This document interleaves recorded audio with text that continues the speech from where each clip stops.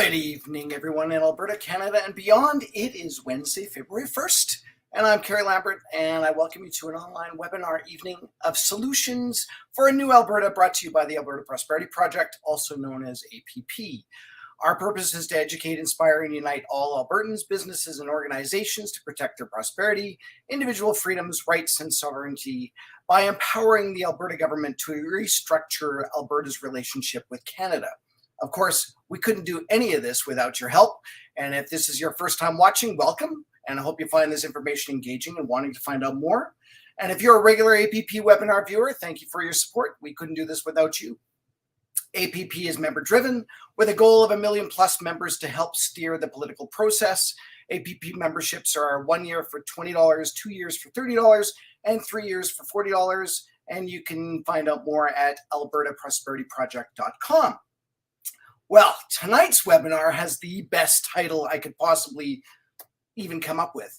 It's What the Hell is Going On? Actually, it's a title of a book by our guest, and his name is Donald Lee. And actually, the true title of the book is What the Hell is Going On? The Web of Fraud That is Enslaving Everyone and How We Can Escape to Freedom. And this is a live webinar, so we encourage you to ask questions and make comments throughout this presentation. So at this time, I'd like to bring Donald on. Hello, Donald. How are you? Hi. Hello to everybody. Excellent. So who is Donald Lee? Well, he's an eclectic spiritual author and speaker, musician, band director, economist, businessman, and much more. His spiritual work aims to bring spirit into materiality, to help people be in the world but not of the world, to guide people along their individual spiritual journey back to God, and in the process, to live our physical life to the fullest. Again, welcome, Donald.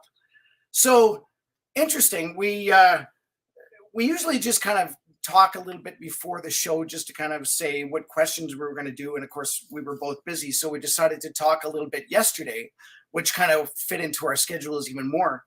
And I think we easily could have talked for an hour or two yesterday. So we really had to just say, nope, you know what, we're stopping because we want to save all this stuff for the webinar. So let me ask you, first of all, you're an author. Yes, and you've come up with this book. So tell us your journey on how to become an author, because I want to know. Well, if you want to be an author, you start writing. Yeah, I guess that's the easiest way to do it. That's the only way, Kerry. That's the only way. You know, I should write people this often down. ask that, and you know, I'm new at being an author too. I count this as my third career. Yeah, I spent almost 2 decades in the fertilizer industry in Western Canada. Many of our listeners will know the name Sherritt Fertilizers, which then became Agrium, and now it's merged. It keeps changing, but anyway, it was Sherritt Fertilizers for most of the time that I worked with it. With the company and in the fertilizer industry. And then in 1999, I got laid off and went back to my first love, which is music. Mm-hmm. And went back to university, did a second degree in education. My first degree is in economics, became a band director. And so then I spent almost 2 decades as a band director and a teacher in Alberta. And also I spent 4 years teaching overseas, 2 years in Kuwait, 2 years in Pakistan. And so that's my history. Then so in 2019, I officially retired from teaching and became an author. And I had my first book. I had started writing down some of these events that we sometimes call teachable moments in school. You know, when something happens in the classroom or somewhere, and you think, you know, kids, there's actually a more important lesson happening right now than the one I had planned. And so I started writing some of those little incidents down and drawing a spiritual lesson out of them. And so it's kind of like Chicken Soup for the Soul story. Yeah. Each one's about 3 pages, and they're easy to read one before you go to bed. So each one starts with a little story, which, as the Hollywood movies say, is inspired by real events. Mm-hmm. And then there's a reflection section that draws a spiritual lesson out of the events of the story. So it's called The Band Director's Lessons About Life, and there's 50 little parables. And I started writing those down. So that was my first book, and that's how I became an author. So if you want to become an author, start writing. And that's what every author says. I went to, some workshops and stuff for authors and that sort of thing, and took some online courses. And yeah, you're going into a new business, a new industry. It's a career change. So naturally, you need to make some effort to learn that industry and that business and how it works and what you do and all that kind of stuff. But the essential thing about being an author is you have to write, and you try to write every day, but you write as you're inspired to write, and you write what you're inspired to write, and etc. That's how you begin. Perfect. Just like writing music. Yeah, I was just about to add, and that applies to music too. Then, so that's what it is to be an author. But to be a good writer, well, there's a lot more involved in that. Lots of people are lousy writers, and usually your writing starts out being lousy. That's why you go through multiple drafts. Yeah. Well, and so obviously we're here to talk about what the hell is going on, which is a great book. It's a thorough book. It's a long book. It definitely makes you think, and there are certain paragraphs for sure you almost have to read twice in order to figure out exactly what the hell is going on, right?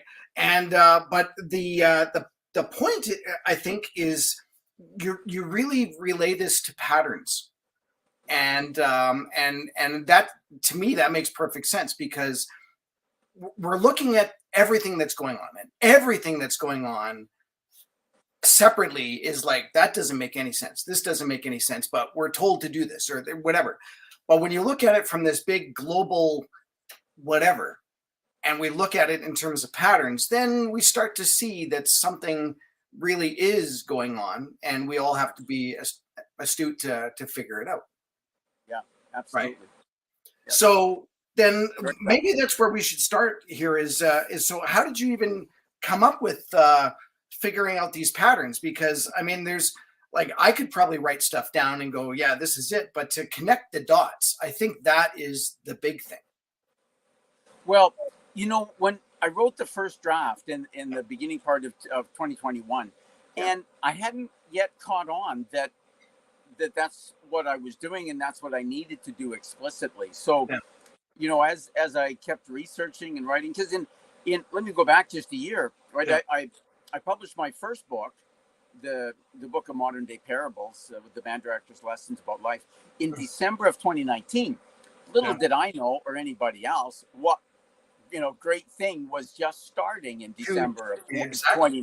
Yeah, that's right. So in January and February, I had traveled around Alberta a little bit and did some meetings and some book launch events, and I've been a band director. Nobody knows me. I'm not famous. I don't have a big online presence. So, I can't just kind of put it out there on the internet somewhere. Hey, Donald Lee wrote this book. Nobody cares. Nobody hears about it. But as long as I could go around and actually talk to people and have a chance to promote the book personally, then I could sell a few books. Yeah. So at the beginning of March 2020, I was just in the process of planning across Canada, a book selling tour. Yeah.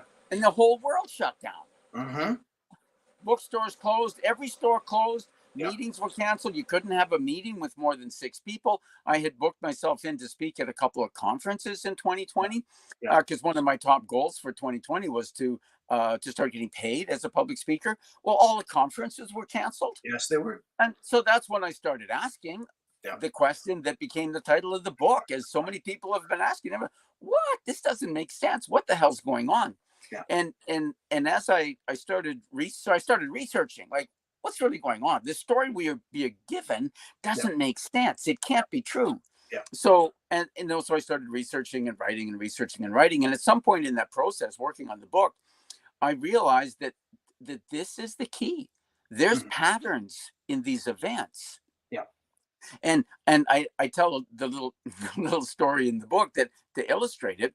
It's like doctors tell jokes about patients who diagnose themselves. And I remember, it's funny how these little vignettes of things from decades ago stick in your memory. But, what your wife told you to pick up at the grocery store 10 minutes ago, it's gone. I don't know why I don't know why our minds work like that. But this little vignette from decades ago in a TV sitcom sticks in my mind. And the scene is a doctor's office. And the patient is waxing eloquent with his self-diagnosis, telling the doctor exactly what's wrong with them and what, all the rest. And the doctor's kind of half listening and half looking at an X-ray photograph in his hand. And when the patient pauses to take a breath, the doctor says, "Hey, you're pretty knowledgeable. What do you think of this X-ray?" And he hands him the X-ray. And the patient looks at it for a couple seconds and he says, "That's a compound fracture of the tibia." Yeah. And the doctor says, "Oh, really? Actually, it's a perfectly healthy set of lungs." Not even close to the body part. No. Yeah, not even close. And so you think, well, how could anybody mistake lungs for legs, right? Well, but we know that an X-ray photograph is an image in shades of light and dark. Yeah. Well, obviously, the patient wasn't familiar with that pattern. Mm-hmm. If he were taught the pattern of lungs, right, that's what radiologists are taught, right? That's why they're specialists, and they can tell healthy lungs from sick lungs, and whether it's pulmonary, whatever, right? So, but the rest of us, like, we don't know. We're not taught those patterns, and so when we see it, we don't recognize it. So he didn't recognize that pattern, and the same thing is happening in the world. It's a beautiful metaphor for what's happening in the world, because all of us are looking at these events in the world, but we haven't been taught the patterns of what we're seeing, so we don't recognize. We think it's either random, or we think it's something it's not. We're looking at legs and we think we're seeing lungs, and then of course we have other people, the mainstream media and everybody else, telling us, "Oh, these are legs." Yeah. Right? And so we say, "Oh, okay, they're legs," right? The experts say they're legs. Yeah. So we're intentionally. So that's why important. So in the book, I go over these important patterns that we're seeing over and over. And as I say in the subtitle, it's a web of fraud. So what's the pattern of fraud? That's a very important one. So I explain the pattern of fraud and show what we can learn from that. The pattern of communist subversion. We have a famous KGB defector back in the 70s, Yuri Bezmenov, who wrote a whole book about this is the KGB operating manual. Basically, this is how we do it. This is how we subvert countries and turn them to communism. Yeah. And so, but nobody's taught that, right? Yeah. What we're all taught in school about communism, it's the propaganda brochure about communism. It's not really what communism is or how it works. So we think, oh, it's an alternative economic system. No, it's none of that. So I show these patterns. And psychological warfare. How many people know the techniques and patterns of psychological warfare? That's not the stuff we're taught. That's not the stuff we learn. So when we see it happening all around us, we don't recognize it. And this key phrase that Yuri Bezmenov repeats, and I repeat throughout the book too, he calls it active measures, what they did to subvert other countries. He says, the purpose of active measures is to distort your perception of reality to such an extent that you don't see the subversion going on all around you, despite ample evidence. Yeah. And even if you see it, you don't realize it's planned. And so when we see stuff going on around us, we think, oh, our leaders are idiots. How often have you heard that in the last 3 years? Yeah, all the time. These people are idiots. These people are idiots. No, it's not the pattern of stupidity. It's not the pattern of mistakes. These are different patterns. What we're seeing is a pattern of lies. And we're seeing a pattern of communist subversion. We're seeing a pattern of psychological warfare. These are the patterns we're seeing. And so I explain those in the book and show, okay, this is what's happening. Yeah.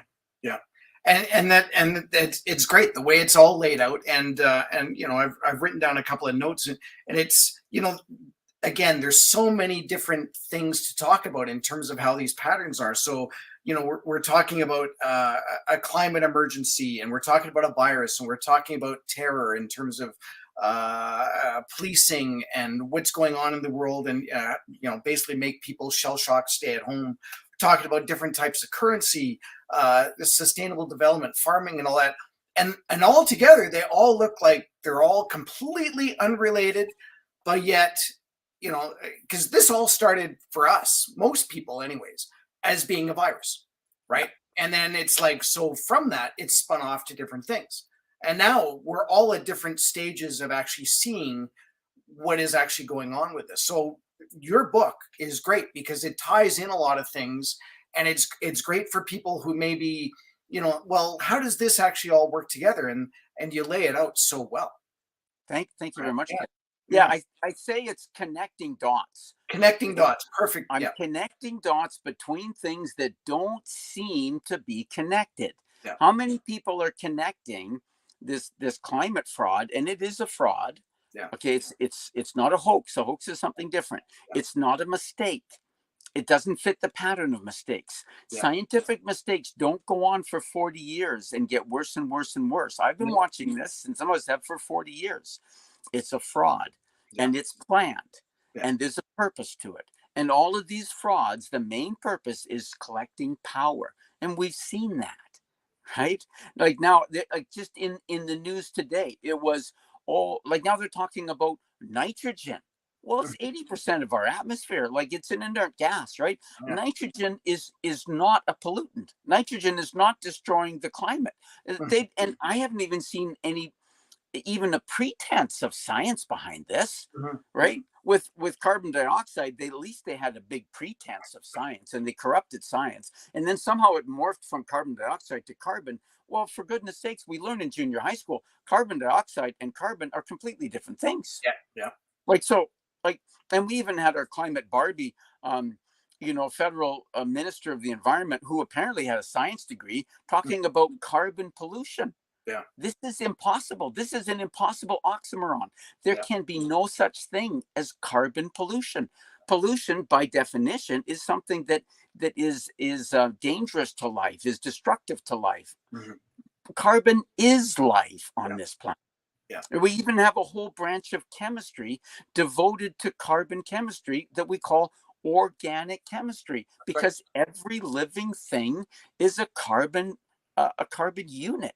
Yeah. It's not possible that there's such a thing as carbon pollution. And now nitrogen?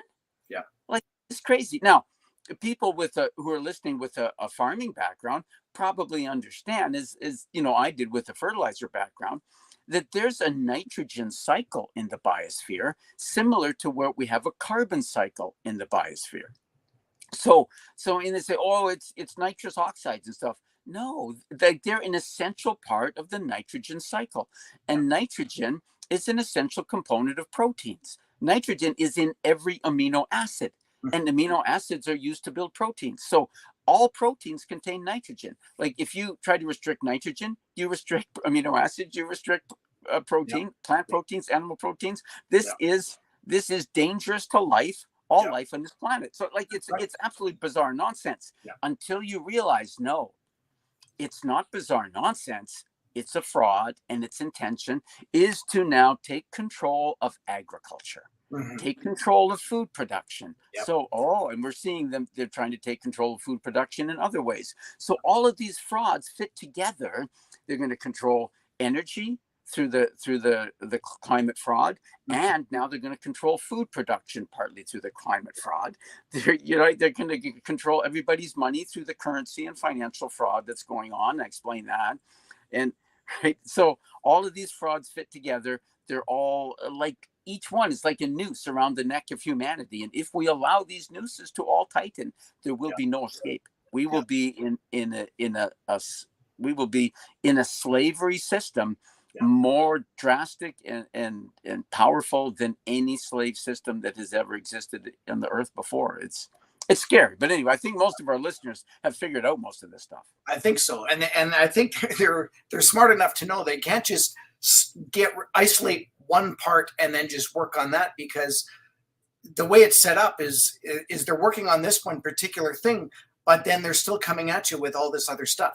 So it is interesting I guess we don't want to jump to the punchline of your book in terms of really what do we do about this? But I mean, it does kind of make sense because, again, with our viewers, we're pretty astute in terms of what is going on. So you're talking about, I'm kind of going through some of the notes here that I wrote down, and my apologies if I'm kind of just I want to kind of stick to a bit of a script this way, because otherwise we're just going to open up this can of worms. Not that that's a bad thing either, right?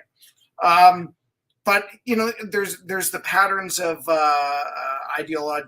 ideology, and of course we've heard the mass formation psychosis and that sort of stuff in terms of why certain people are romanced by, or probably not a good word for that, but basically brought into where they, the powers be want us to think.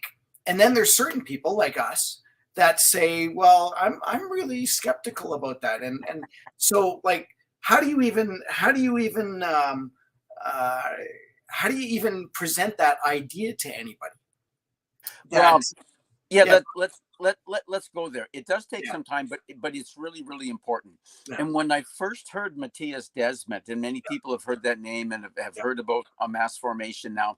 Yeah. When I first heard him in a podcast, it was September of 2021, actually. Yeah, that was probably the same time. And that connected a lot of dots for me.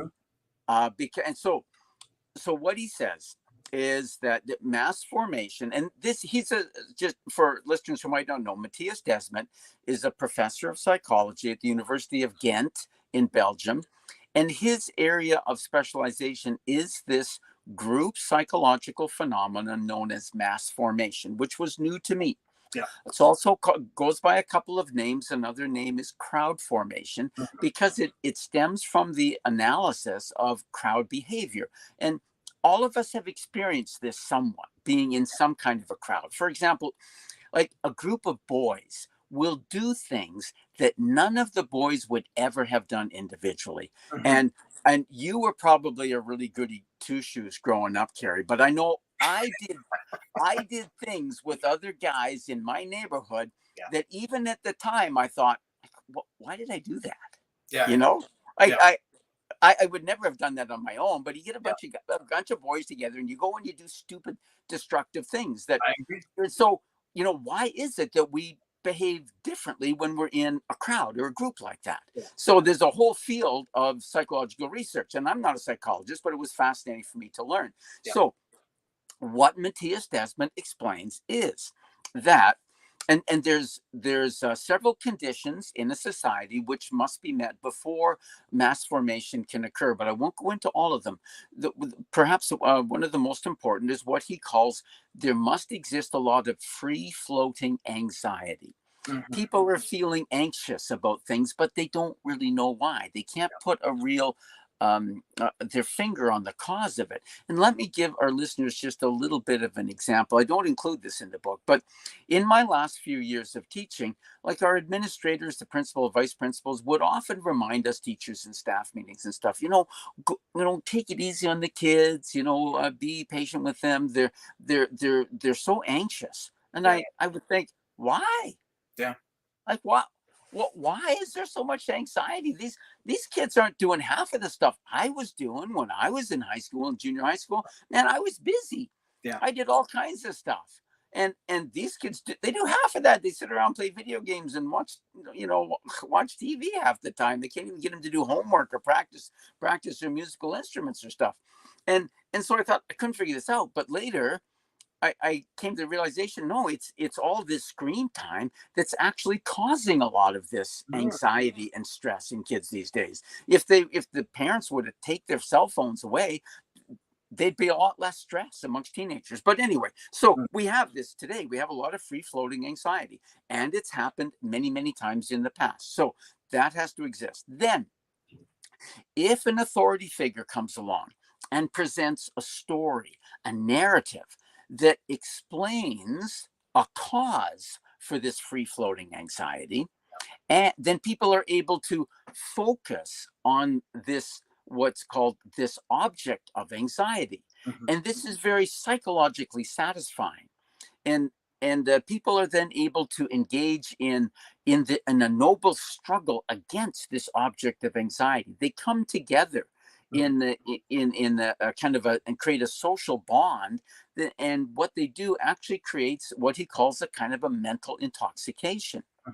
And then if this leader is able to then also propose a course of action that people can take to battle against or fight against this object of anxiety, then they do that, and they're led to do this. Now, it traditionally, or should say more in historical cases, this object of anxiety has been things like the Jews, the aristocracy, right?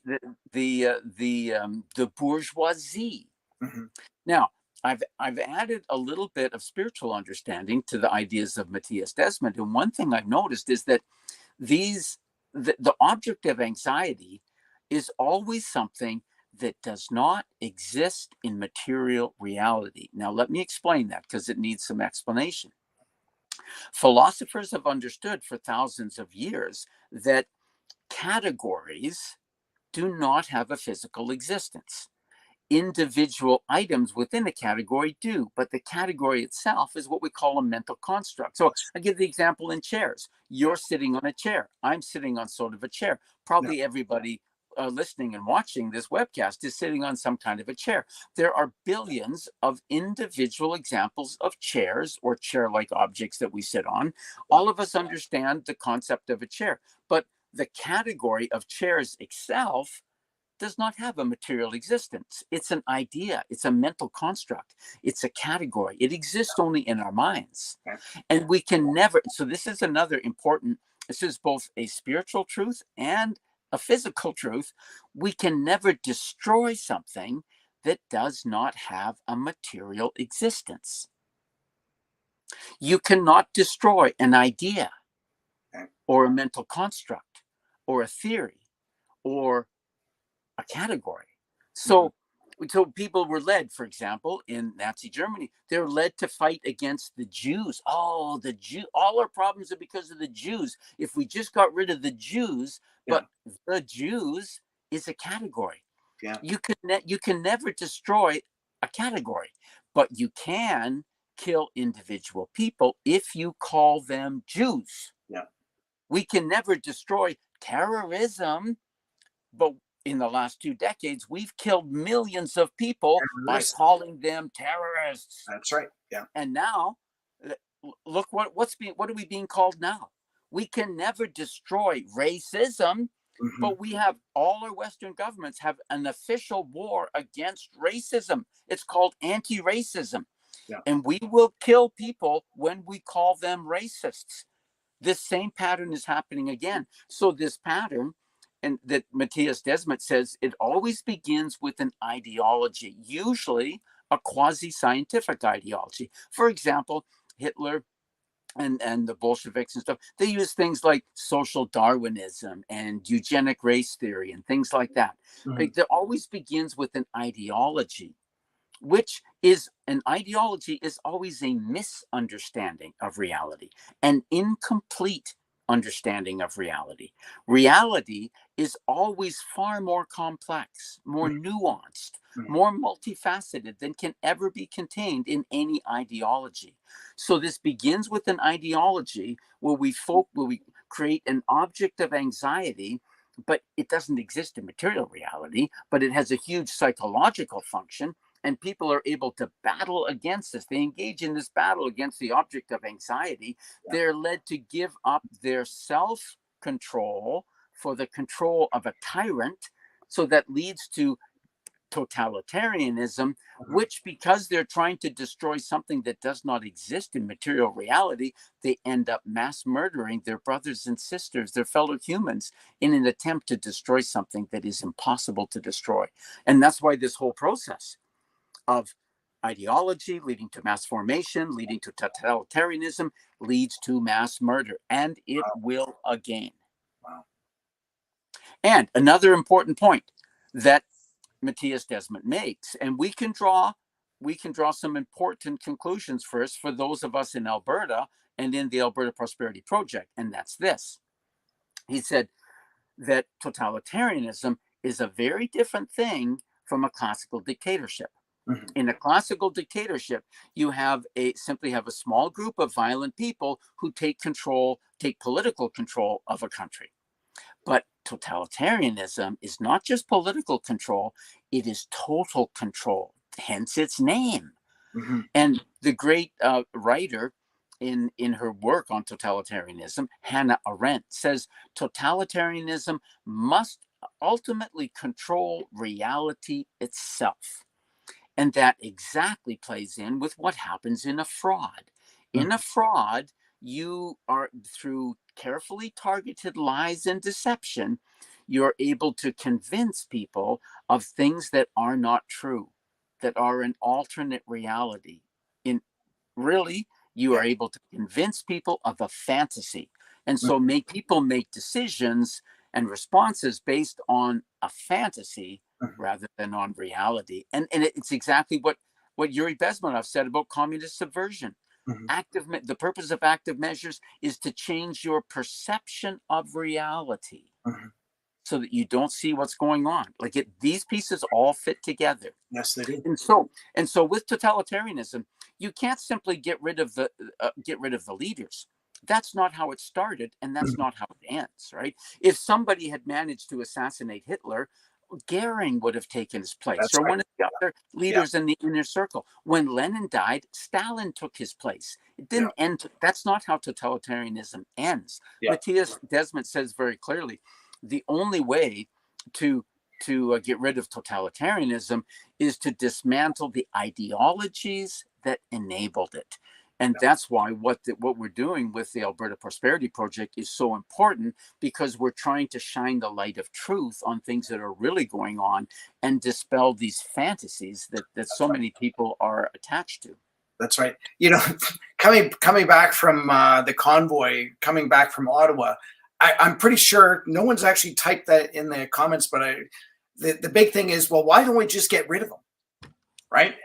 But really, it just comes down to, because then someone will just come into place and the idea will still be stuck around. And it's not just a matter of getting rid of one person or even a couple of people, because like you said, you can't just get rid of, you can't break individual chairs and not call them chairs anymore. Right. Yeah. So, yeah. That's... So that ties in. I mean, so I know you didn't want to jump to the no, I conclusion too let's keep soon, jumping. but so like where do we go? What do we do? Yeah. As citizens are trying to either preserve or, I say, recreate, because democracy is already gone. I mean, 2.5 years ago I wrote a blog post that said Canada's dead. Yeah. It's over. When COVID hit, I realized, hold it, like, this isn't democracy. Like, Parliament didn't even meet. No, they didn't. And for 2 years we did not have a federal budget. Yeah. And it could be argued that the number one most important role of Parliament is to control government spending. So Parliament didn't meet. We had no budget for 2 years, and what happened? Spending doubled. Yeah. They just created money out of thin air and spread it around, and now they have no idea where it went, and no plan to go looking for it. There was a news report just a few days ago that said that Revenue Canada says, oh, it's not worth looking for all of the exactly what if you were a legitimate business and $2 billion went missing, you'd go, I'd like to see an accounting of that. You know what, we got much more that we can just keep printing. Like, that is... because you know what, and Carrie, this didn't get into the book, but it shows up right away. Okay, so if the government itself is not interested in trying to figure out where $300 billion went to, and if it actually accomplished what they said it was going to do, then we should, maybe that wasn't really the intention. No. And I do make that point later in the book. All of this money printing and stuff, it was to create dependence. Yeah, I agree. This is one of the tactics of communist subversion, is to, but one way or another, make everybody dependent upon the government, and then they're caught. Because, like, most of our country is captured. When this happened, I mean, I have a degree in economics, but you don't have to have a degree in economics to see that this is utter nonsense. When they said, in March of 2020, and the government said, don't go to work, don't produce anything, just stay home, watch Netflix, we'll print money and hand it out and everything will be fine. Yeah. I called up one of the few economists that I know personally. I said, hey, Danny, Why is not a single legitimate economist standing up and saying, guys, you can't do this. This isn't how it works. Like what economics textbook did you read? You know? And he said, well, Don, almost all economists work for the government. Mm-hmm. Then another light came on. I thought, that's right. Okay, economists aren't going to stand up and tell the truth. Yeah. They're captured, right? So all the big businesses aren't going to say anything because they're getting government handouts. Absolutely. And they basically pass on like all the extra costs that were put on businesses, like put up the one-way, aisles and the plexiglass screens and the mat, and do this, do that, and all the stuff. They just pass that cost on to consumers. But big businesses don't pay taxes; they collect taxes for government. It just gets that. They've got the economic power and the market power to do that. So big businesses went along. Everybody who got a government paycheck went along, whether that was welfare or you're a government employee, or you're a teacher, or you're a nurse, or you're a doctor, or you're a fireman, or you're a policeman, or you're in the military, or you're getting a government pension, right? Mm-hmm. All of these people, their lives didn't change. They got paid, they got their salary, whether they went to work or not. Who got hurt by this? Curious that the people who got most hurt are the same people who are most likely to oppose government control. Mm-hmm. Independent small business owners, and independent tradesmen and artists. Absolutely. Like musicians were out of work. Yeah. And having said that, they were the first ones to bow down to big government and please give me money. And when the solution was offered, right? The solution was offered, they said, yes, I will definitely do that because then I can get back to work. And we can keep getting our like if a business wasn't going to go along with this is part of the coercion, right? It's always a carrot and a stick. Here's the carrot. Oh, the government will give you money. Oh, you're suffering economically in your business. We forced you to close. Here's how much do you need? $5,000 a month, $10,000 a month. We're going to give you money, but now you're dependent on the government. Oh, but you have to insist that everybody who walks through your door is jabbed, or you have to do this, or you have to do that, right? So it makes you dependent. And now I don't know, just the other day I saw this map of all the different municipalities across Canada who are getting millions of dollars in federal government money, of course, just printed up out of nowhere, right? They just to go along with this smart city stuff. Edmonton and Calgary are each getting $50 million. I mean, even little things like, what is it? The, oh my goodness. The village of, it's way down southern Alberta. It's a village. Oh, and they signed up for it as well? Well, I know like Okotoks has, and there's a few places that have, $5 million grant from the federal government for a community of less than 1,000 people to go along with the smart cities plan. Like this is we'll give you money if you just institute these control measures. And then the 15-minute city things. This is against the law. Again, we're breaking the Constitution. Our Charter of Rights and Freedom says we're free to travel anywhere in the country. In fact, we're free to leave the country and return to it at will. That's a right of citizenship. That's right. So I say, you know what? When they took that away, they canceled my citizenship. Mm-hmm. That's very true. Absolutely. I think all of us. Okay, I'm getting on to this. No, all of us need to bring this to the attention of our municipal governments and say, hey, you cannot restrict the free movement of Canadians or you're breaking the law. And if you get police and bylaw enforcement officers out there to issue tickets, then as I was saying in a call last night, I said, look, policemen, you can either be law enforcers or you can be law breakers, but you can't be both. Take your pick. That's right. Oh, I'm getting worked up. No, so am I. So, okay, sorry, you want me to go on? So, the solution is not, you know what, forget the notes. Many Albertans, let's talk. Many Albertans are looking to Danielle Smith as a savior. And I make this point, so no one is coming to save you. If you're sucked into this savior kind of complex, savior, then it's on your shoulders. We've always people in social whatever have always looked up to a leader, have always looked up to a king or queen, have always looked for someone to come and save them. And it's now to the point where, you know what, we need to save ourselves. And I guess the big question, of course, is how do we go about doing that? Because I know that it's already lit up the comments about, so tell us how to do this. Tell us how to do this.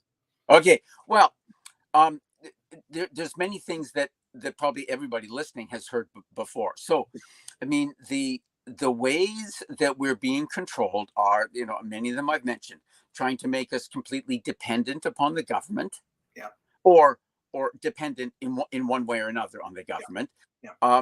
They're taking, how shall I say it? Like, nobody. This is an important distinction. I think nobody took our freedoms. We gave our freedoms away when we gave away our responsibility. We gave away our responsibility for taking care of our own old age, which is our individual personal responsibility, when we agreed to, I'll get a government pension. You're right. Or I'll get a company pension, like the company will look after me. The stock market will look after me. No.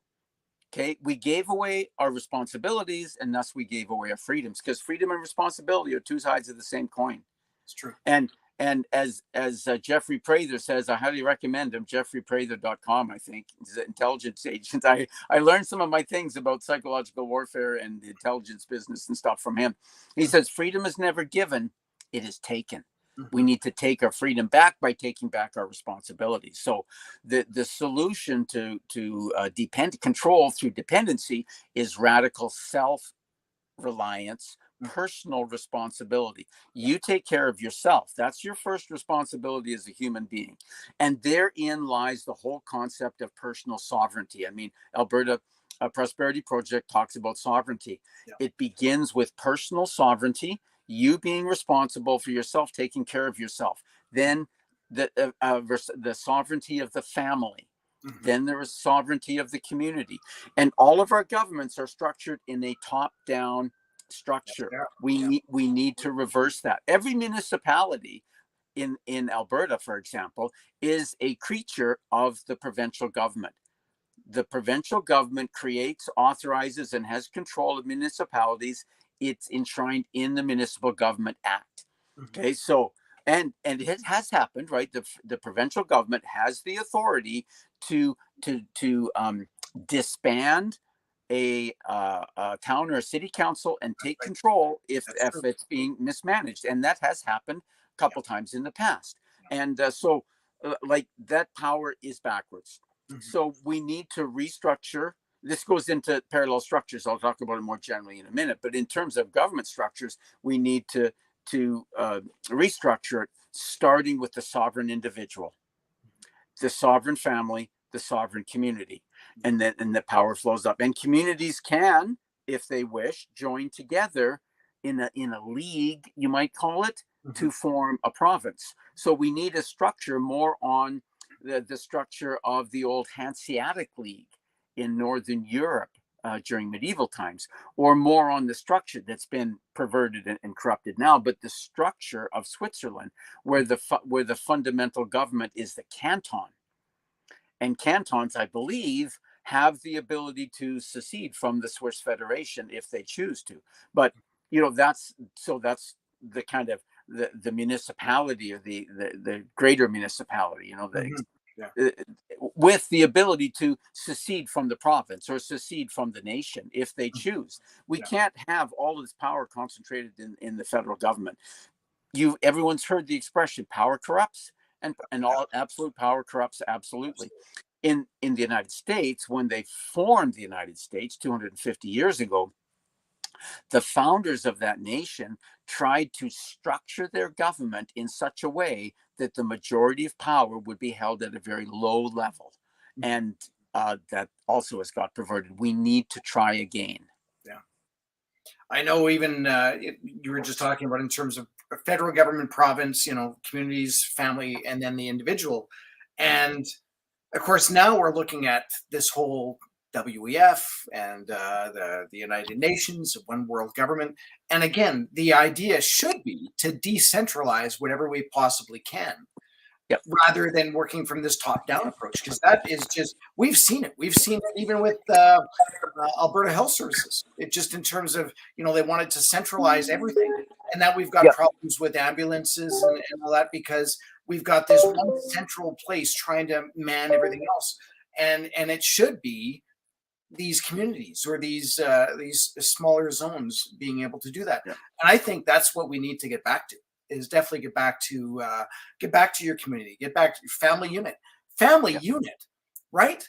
What is a family unit right now? Well, people get together at Christmas and Thanksgiving, and otherwise you never see each other. And I'll be the first one to admit that when my kids were growing up and I was busy doing stuff, and again, kicked my own ass for doing what I was out doing, work and whatever, that I should have really been with the family, right? And now they're gone, they're off to university, and it's the cat's in the cradle, famous Harry Chapin song, and that's exactly what it is. I mean, it's nice to hear from my daughters, and it's great. I love them very much, but just taking it upon myself, it's I have to start getting together with family, and from there you grow into your community, and from there you grow into a larger community or a town or a village or whatever you want to call it. So I think that's those should be the plans that we should be doing for the next little while, is get to know your neighbor and trade with your neighbor if you had to.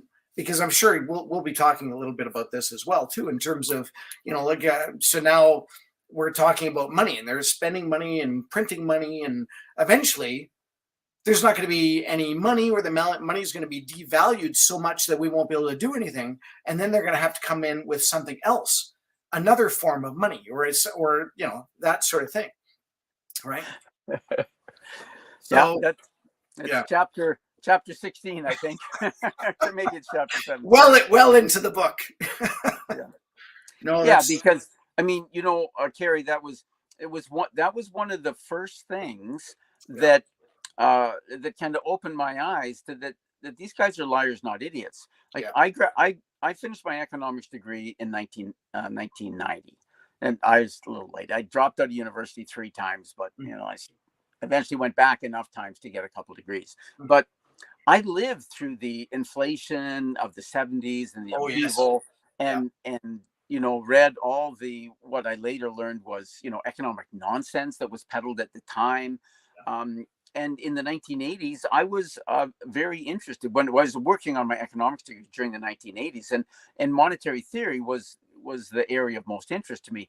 And that famous as Canadian economists can be, but a famous Canadian economist who taught for many years at Queen's University, Thomas Kirshane, wrote a series of books that went in great detail explaining at least the Canadian experience with inflation in the 1970s, the monetary policy and why it failed, why it didn't work, what happened, and all that kind of stuff. So, and I read that series of books, wrote some papers on it. So I was fairly familiar with monetary theory and what worked and what didn't work.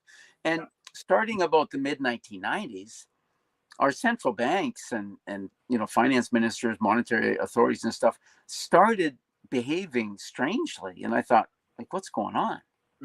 Like this, we've just come through a very painful and long recession to solve these inflation problems that were caused by loose monetary policy, and now we're going into loose monetary policy again.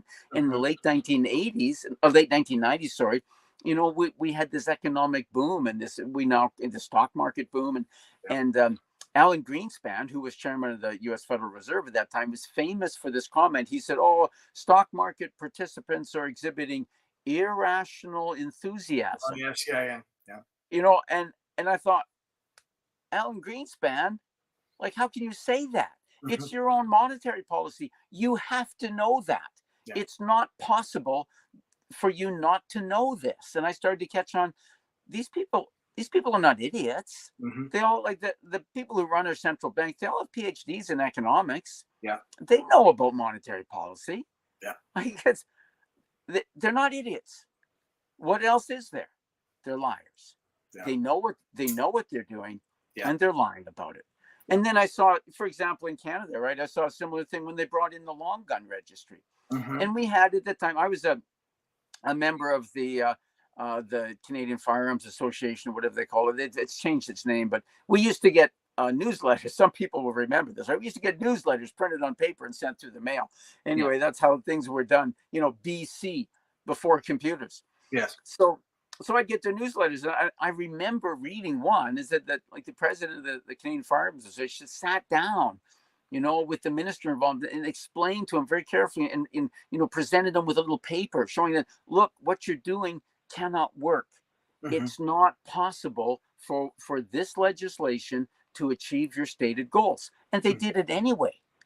And some people will remember that, the fun that I didn't do this, but I heard about it. People who registered like their Hilti guns and their staple guns, and maybe they even registered potato guns for all I know. But, it was ridiculous. And of course, it was completely ineffective. It's not possible. So there's another example. See, when our political leaders bring in laws or bring in policies that cannot possibly achieve their stated objectives, these people are not idiots, they're liars.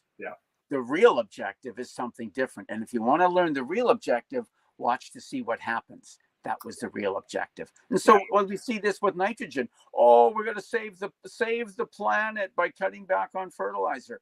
No, it has absolutely nothing to do with the environment or the climate or the planet. What does it have to do with? It's very easy to see this: destroying our food supply and causing mass starvation. That's what it has to do with. And we're seeing this all over the world. Over 200 food processing facilities in the United States have been, it was a fire. Yes. No, you're right. No, this never happened before. No. Like this last one, just this past week, right? 100,000 laying hens, went up. Nobody even got to eat. They're all at the barbecue. Over 100 firefighters at the barbecue, but nobody got the fried chicken, barbecue chicken. But right. So this is something like the fourth or fifth largest supplier of eggs into the U.S. market, and eggs are already like $12 to $18 a dozen in the U.S.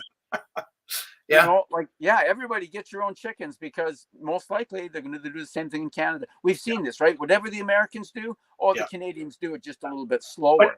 But you know what? Even if people did, so I'm not even sure, honestly, I haven't even checked into it yet, but I know there's certain municipalities that you can have a chicken at home.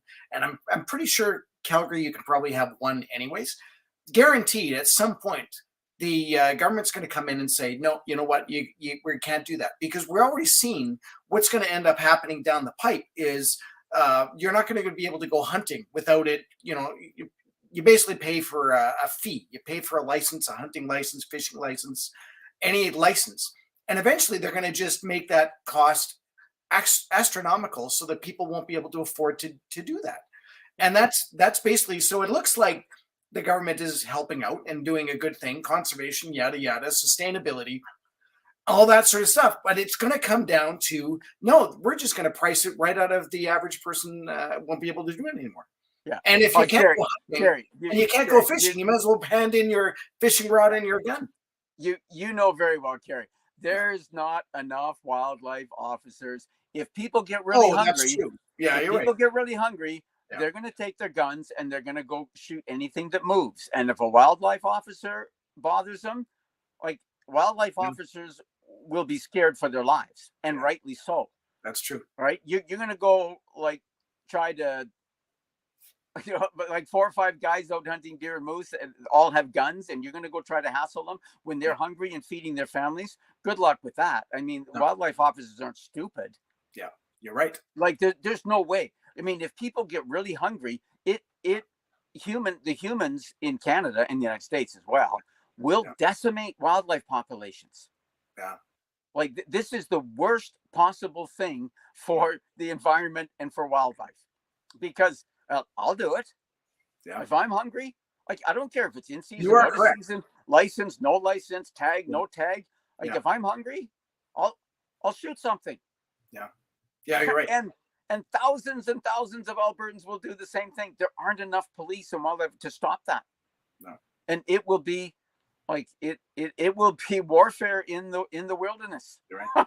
I was actually going to bring up maybe the government will end up putting on hiring. Hey, we're hiring conservation officers. We're hiring police officers. We're doing all this stuff in order to combat going out and just shooting wild animals. Right. And there'll be lots of people that say, yeah, you know what, I can get a job with the government and I'll go in and I'll, if someone's shooting a bear, I'm going to go after them. Like, I don't even know what the mentality of a lot of people are, but that's, that's kind of what I'm thinking could happen. Well, I mean, when people need jobs, right? I mean, they're bringing this just transition. I wrote a blog post on that a week or so ago, right? This just transition. I mean, heck, you got people who are out of jobs and they got a mortgage to pay. People will take jobs, and they'll try to do what they're told. But if their own life is threatened, I mean, it'll only take one wildlife officer to be shot in the bush. Yeah. And all the rest of wildlife officers will say, no damn way, I'm going out there.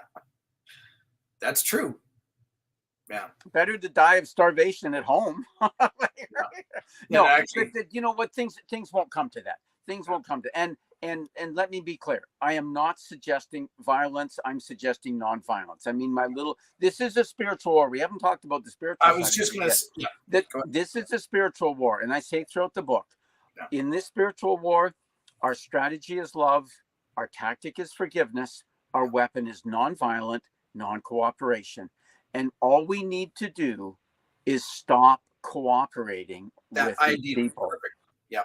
And it's like Gandhi said people may remember this line from the movie decades ago, right? Gandhi said to Lord Mountbatten, the British Viceroy of India, it is not possible for 100,000 Englishmen to control 300 million Indians if the Indians simply refuse to cooperate.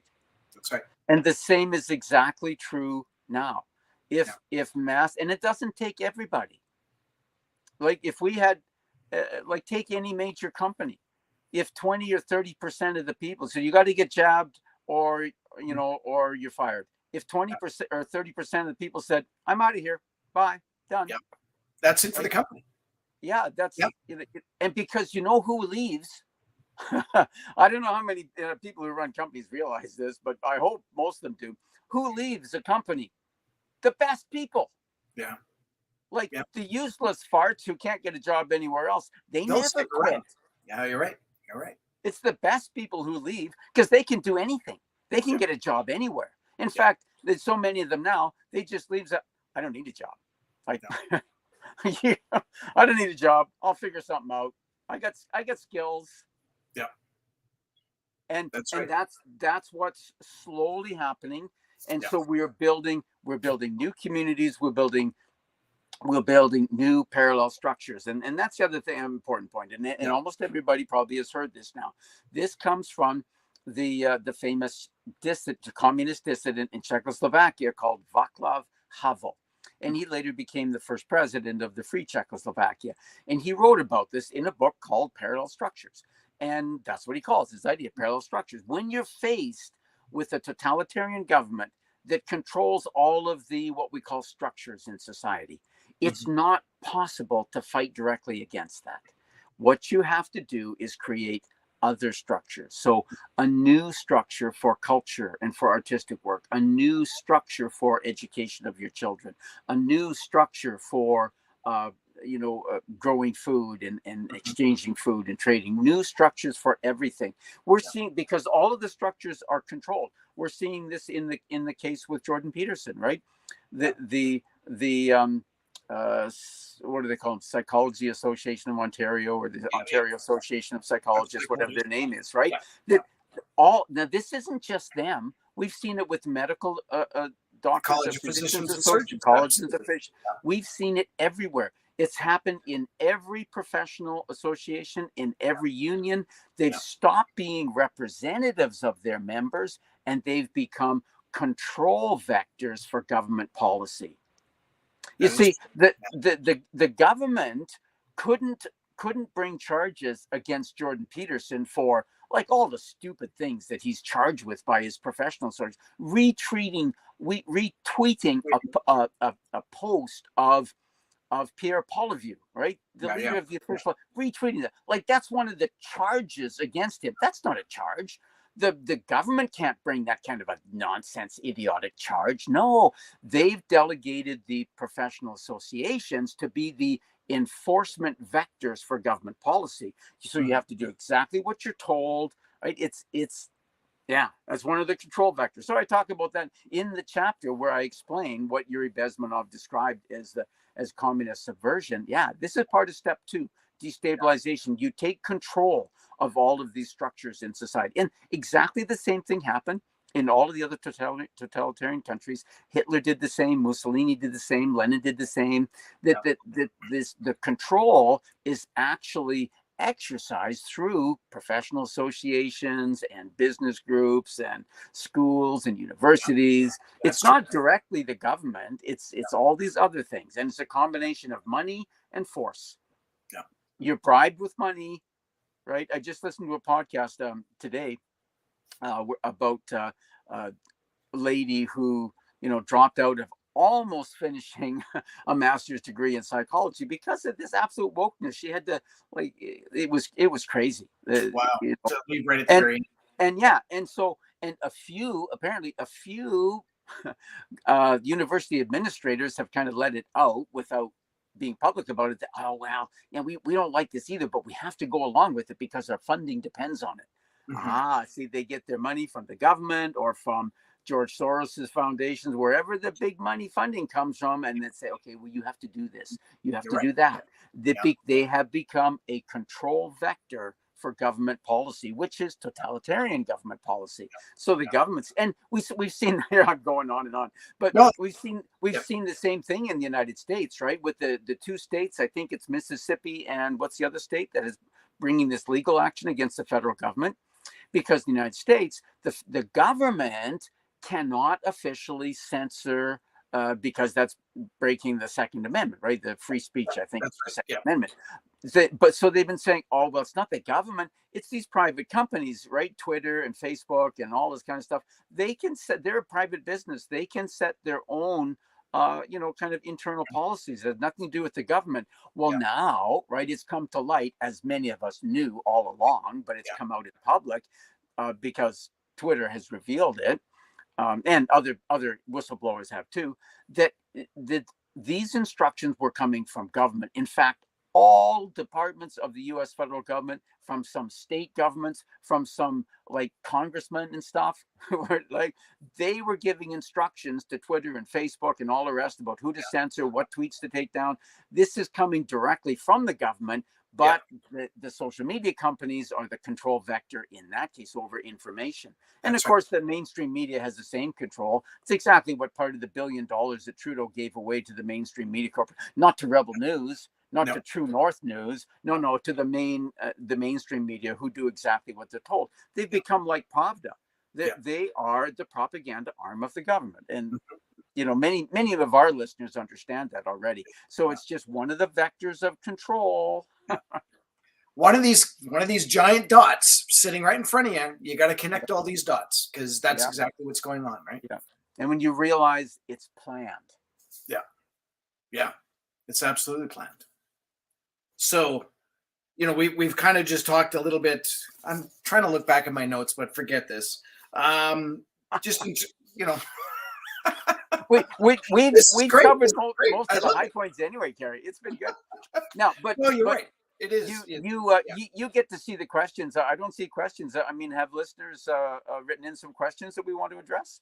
Well, yeah, and actually, I forgot to mention it right at the top. But if you do have questions, I probably should have told you to put like 3 question marks before your question. That way, it kind of flags as to what's going on. I mean, I've been kind of looking through them. A lot of them are just comments, which are still fine too. They talked a little bit about the 15-minute city, and of course, we really touched on a little bit on that. Of course, the climate change and emergency and all that. And I'm trying to think. So in your book, because this is also interesting as well, you talk about the 5th generation warfare, right? Because we're used to kind of traditional warfare, started off with spears and arrows and eventually get to rifles and big guns and all that. But we're well past that now. So do you want to maybe talk a little bit more about that and how you relate it in your book? Not sure how much. How concerned are you about time, Terry? Oh, I'm not concerned at all about time. Is anybody concerned about time? Is anybody? No, no one's concerned about time. Okay, so some people are starting to mention fifth generation warfare now. It was a new term to me a year ago or something like that, and I do talk about it in the chapter on China because it's important to understand how China fits into all of this. At least as I see it. No, so the whole book is okay. What I'm able to see and perceive now, and a great deal is still hidden. I don't have any secret inside sources. I'm a band director. Yeah. Right. I only found out stuff that anybody can find out. So, but yeah, China has what they call unrestricted warfare. This term comes from a famous paper published by two People's Liberation Army colonels about 20 years or so now. At least it was about 20 years ago that it got translated into English. Mm-hmm. And, I summarize it as in the communist doctrine, war is everything and everything is war. Yeah. So politics is war, business is war, art is war, right? Cultural exchanges are warfare, right? Everything is warfare for them. Their goal is to take over the whole world. They call it their 100-year marathon. And there's I reference a book by that title in which it's explained. They want to be essentially China to control the whole world by 2049, the 100th anniversary of communism in China. Mm-hmm. So the 100-year marathon, in democracies don't plan long term. This is one of the great weaknesses of democracies, right? But so they have long-term plans. So everything is war. War is everything. Now, American military strategists define things a little bit differently, but they come to kind of a similar sort of a place in modern warfare. Mm-hmm. So they've defined these five generations of warfare. So in this categorization, first generation warfare is basically everything up to about the middle of the 19th century, the 1800s. So it's kind of a combination of weapons and tactics, because weapons and tactics go That's together. Right. You change weapons, it always generates a change in tactics. Yeah. So basically up to about the time of the Civil War, we had line and column tactics, a fairly orderly battlefield, single projectiles, whether it was arrows or muskets, or breech, or sorry, muskets. Muskets, muzzle loading guns. Like the American Civil War started out, everybody had muzzle loading muskets, right? By the end of the war, the North had breech loading with cartridges like we use today. Mm-hmm. So up to about that time, so we had an orderly battlefield, and commanders would kind of observe stand up on a hill somewhere, right? Observe the whole battlefield and direct the battle, right? People would follow orders. The commander would give commands, and people would follow orders. Do this, go that, send in the cavalry over there, whatever. Now, then it was followed by second generation warfare, which is dominated by artillery and multiple fire weapons. So we think of the Second World War, where you had machine guns. It changed the whole nature of warfare, and it's trench warfare. And nobody anticipated this in 1914 going in, really. Mm-hmm. And massive artillery. So we had massive artillery barrages that were used to destroy the enemy's artillery, enemy's defenses, and enemy manpower. And then that was followed up in the Second World War, where we have third generation warfare, which is dominated by weapons that are highly mobile. And so you have tanks, right? So now you have armored cavalry. Cavalry has been replaced with tank battles instead of cavalry battles. Yeah. And you have mobile, rapidly mobile artillery. You have mobile air forces that are capable of targeting artillery and ground forces and ground defenses and stuff. And you have, well, for example, to make a step back, in the First World War, right, an increasingly disordered battlefield that became much more difficult for commanders to see. These massive battles, you couldn't see the whole battlefield. Yeah. But they still tried to, right? They still tried to enforce order on an increasingly disordered battlefield. In the Second World War, success came largely from not trying to impose order on the battlefield. You couldn't see the whole battle, and it was disordered, but you allowed, instead of commands, you had objectives. And you had smaller groupings, military groupings, where the lower ranking officers were in charge. Here's your objective. Like, do what you need to do, right? Right. Call in artillery support, call in dive bomber support if you need to. You had communications, you had rapidly move. If you run into like a difficult spot, then go around it. Don't get bogged down. Go around it. Rapid movements. So this was, the Second World War battlefields are all like, you see the arrows going this way, right? It's all about going around these guys, encircling them. Oh, nobody's over here. Go that way. Encircle those guys. Cut them off. Go around them. That's how the Germans essentially went around the Great Maginot Line in the spring of 1940. Right? People looking on paper, it looked like the French army was a little bit superior. This was going to be a tough slog and battle between the German army and the French army. Yeah. But the French army was still using second generation warfare tactics. The German army was using third generation warfare tactics, and they destroyed them in 6 weeks.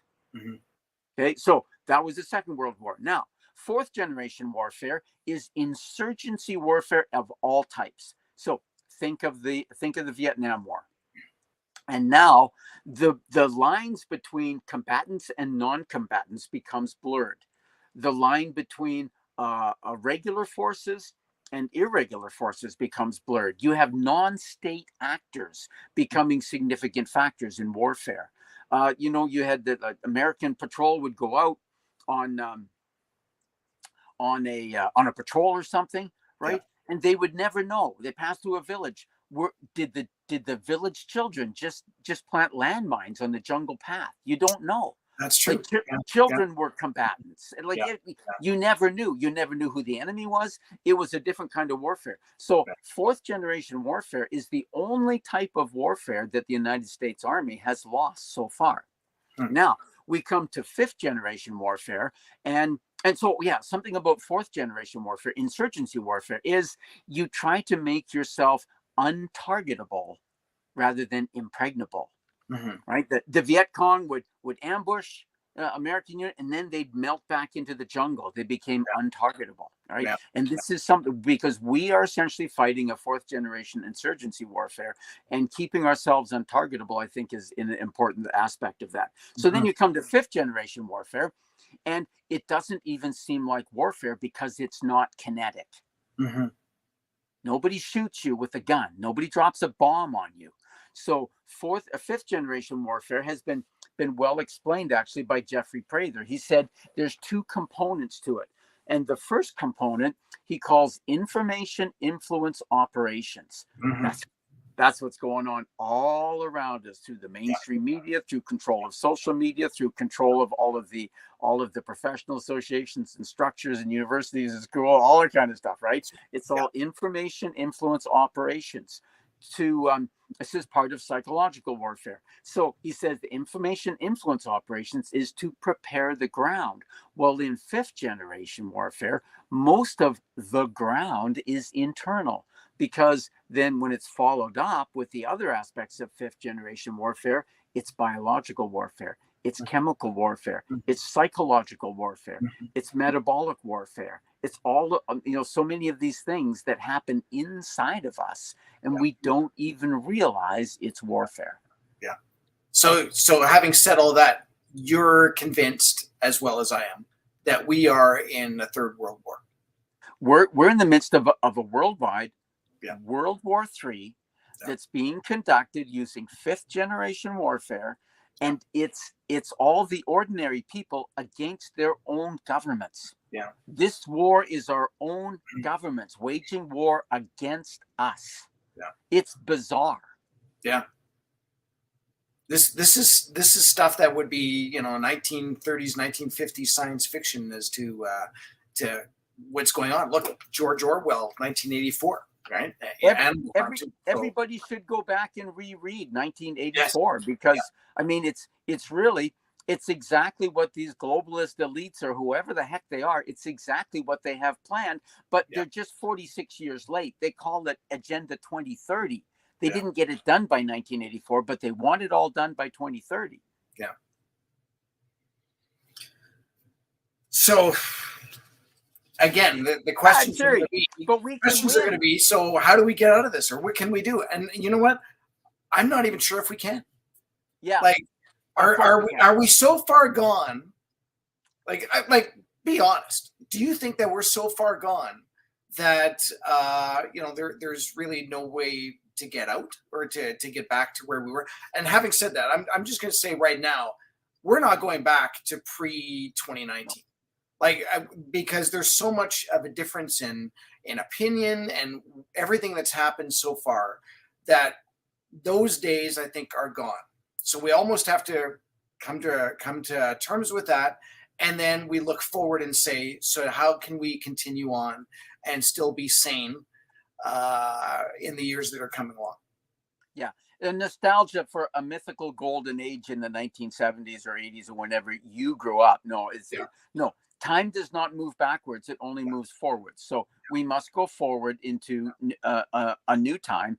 And I hate to quote Klaus Schwab, but we will create it. Yeah. Each and every one of us. And it depends on each and every one of us, because I'm the only person I can change. I make this point repeatedly. You can only change yourself. Yeah. Trying to change others only results in terrorizing others.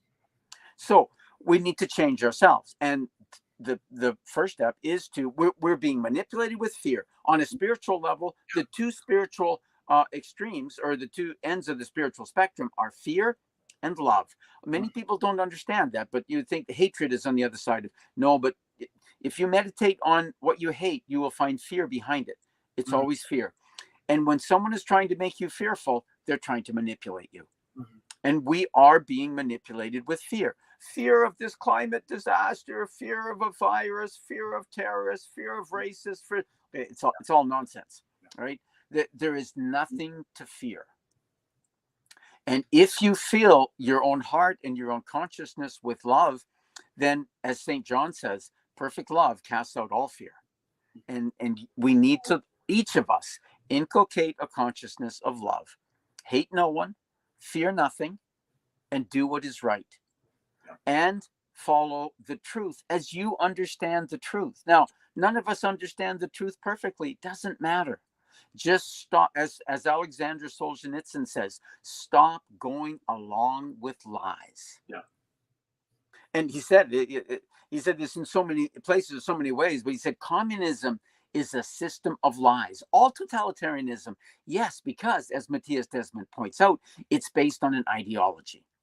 Totalitarianism is always based on an ideology, I didn't mention this before, but he says the ideology becomes it starts out as something quasi-scientific and making a certain amount of sense to begin with.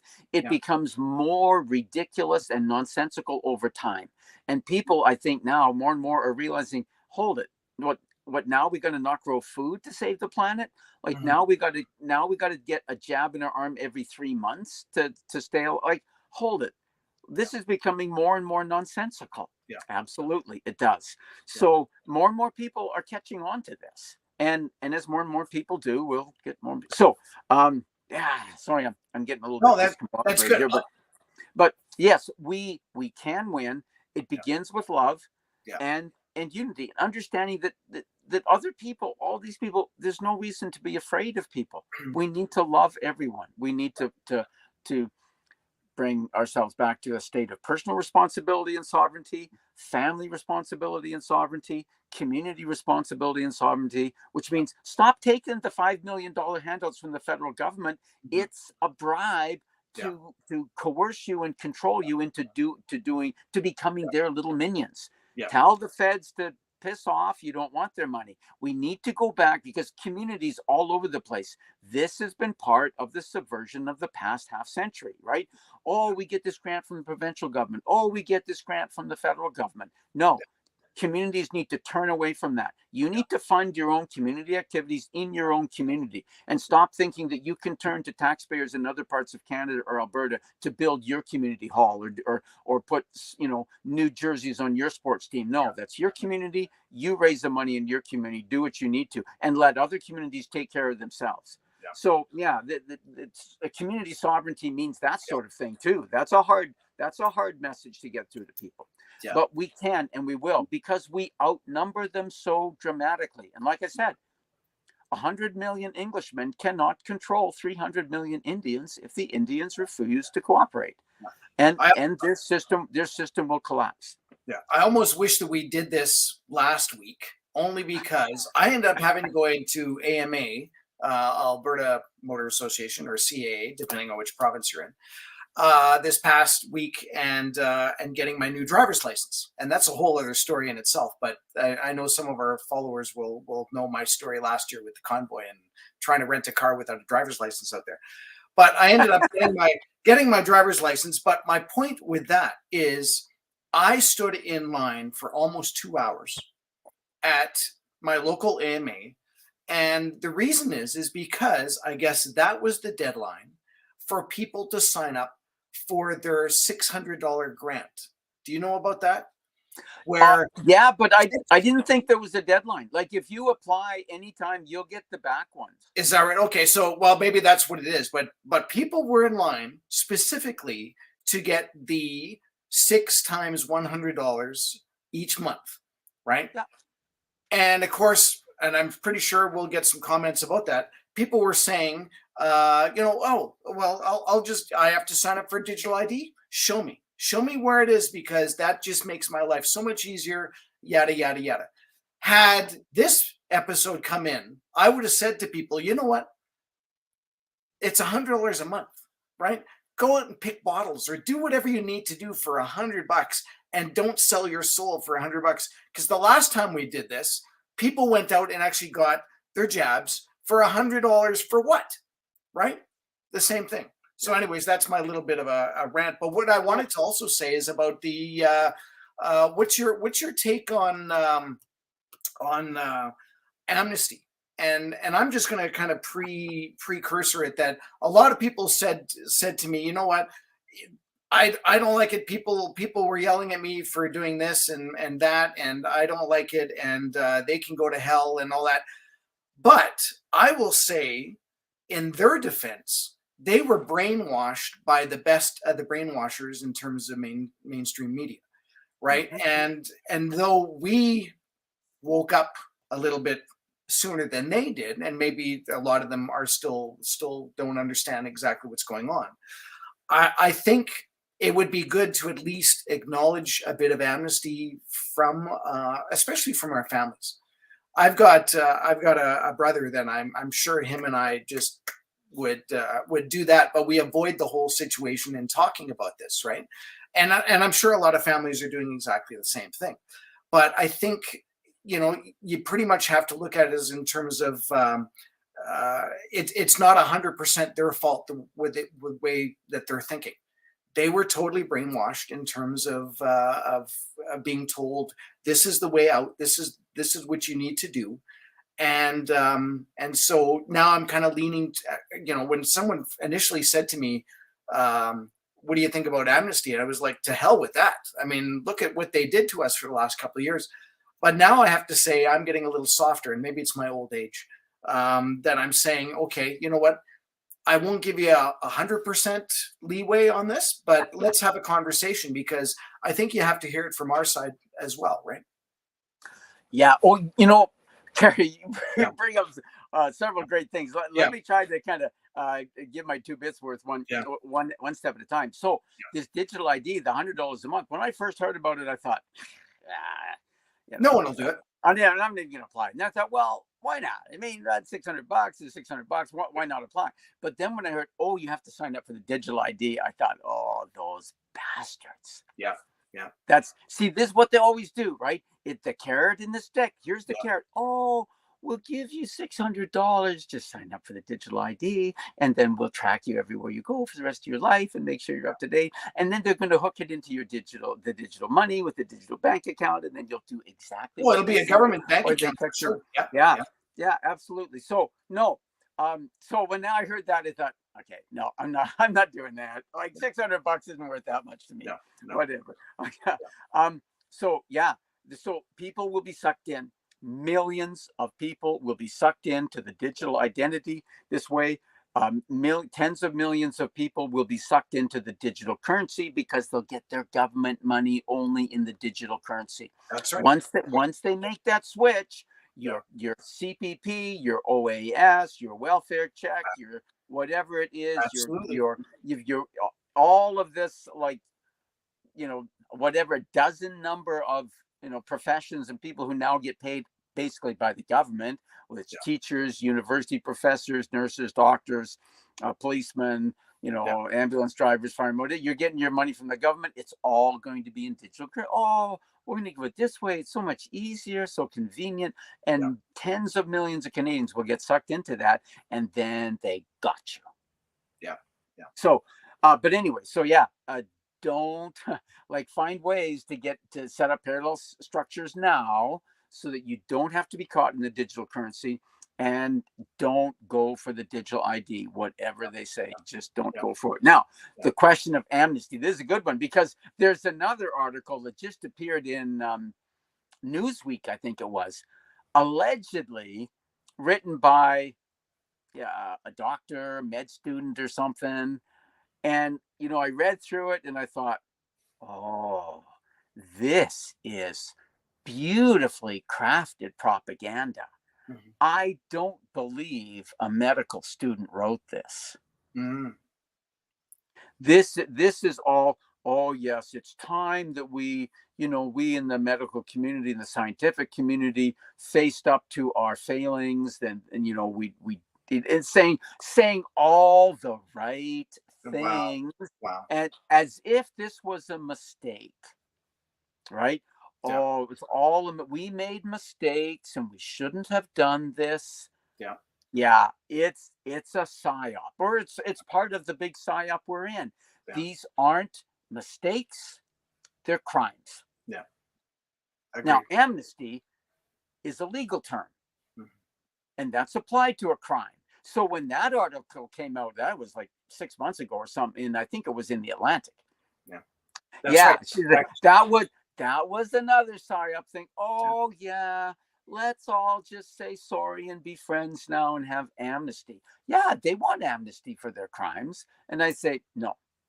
Now remember my little mantra: our strategy is love, our tactic is forgiveness, and our weapon is nonviolent non-cooperation. So yes to forgiveness, but amnesty is something completely different. That's true. And it's the same way. Now, we can understand this perfectly with our own children. You have children, right? Mm-hmm. You got a teenager who does some stupid thing. All of us did stupid things as teenagers. It's part of growing up, of course, right?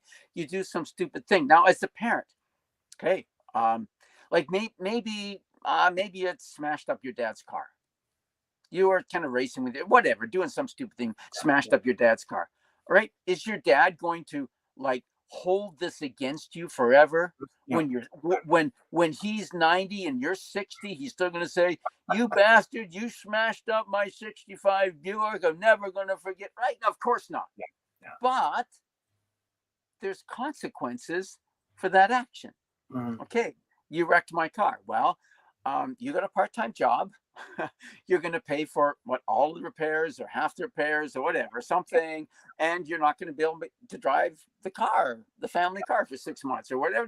There's consequences. Now, I still love you. Yeah. Right. I forgive you, but there's still consequences for that action that you did. Yeah. Right. So the same thing it is with these people. They've committed crimes. There's consequences for that. Mm-hmm. And it's not right that they should escape the consequences of their actions. They need to face the consequences of that. But now forgiveness, as I say in the book, most people don't understand this. Forgiveness is not a gift I give to someone else. Mm-hmm. Forgiveness is a gift I give to myself. So I'll forgive Anthony Fauci and Theresa Tam. Yeah, fine, I forgive you. You should probably hang for your crimes, but I still forgive you. But I'm not going to be tied up for the rest of my life in blame and anger and hatred. I don't want that consciousness. Mm-hmm. I want to live in the consciousness of love all the time. Yeah. So I forgive you. That frees me. Mm-hmm. That doesn't free you. I get to be free because I forgive. Forgiveness is a gift we give to ourselves. So, yes, I forgive. Now, within your family, this is, again, it's a little different situation. Now, if your because, hey, I won't say who, in my family, you can't come to Christmas dinner because you're not vaxxed. Yeah. So, and this kind of thing happened in all families. It did. I like to go goose hunting with you, but you're not vaxxed. So, you can't join us. Yeah. Really? Yeah. Couldn't go goose hunting because I'm not vaxxed. So, this has happened in every family. So now this is what we really should call reconciliation. Yeah. Because your family member did not commit a crime by saying, you're not welcome at Christmas dinner or whatever they did. These aren't criminal actions, right? These are human failings. And I try to make this clear at several points in the book. Human failings are not a crime. I mean, whatever, even if people who don't like Jordan Peterson and say, well, that was maybe inappropriate, what you said on social media, or that was maybe unkind or something. These aren't crimes. Yeah. The things that people do and say on social media, hey, we're human. All of us are human. All of us have said and done stupid things and hurtful things, that we've later regretted, even if we didn't have the courage to say out loud, I regret saying that, I'm sorry. All of us have done that. These aren't crimes. Yeah. There's no justification for firing people from their jobs, or taking away their license to practice their profession, or for something said in a moment of anger or thoughtlessness. No, there's no justification for that. But there needs to be reconciliation within all our families, because this is part of our response to the fifth generation warfare. Mm-hmm. This is all targeted fifth generation warfare. They have definitely intentionally tried to rip apart every family, every community, every nation. It's been very successful. Yeah. So part of our response to that aspect of the fifth generation warfare is to actively work at reconciliation within our families. Mm-hmm. And we need honest communication. We need love. We need forgiveness, and all of those things. And you know what? I mean, I'm not a psychologist. I'm not a counselor. But maybe, hey, in your family, maybe bring in a counselor. Maybe bring in. There is such a thing as like family counseling. There's different names for it. I'm not even familiar with it all. But maybe get the whole family in with somebody who can facilitate a reconciliation within the family, if people are willing to do that. I mean, people have to be willing. You can't force people to do that. So we need the reconciliation within our families. This is part, and forgiveness plays a part in that. And part of forgiveness is what's the word I'm looking for? I mean, there has to be an admission, right? Your kid smashes up the car.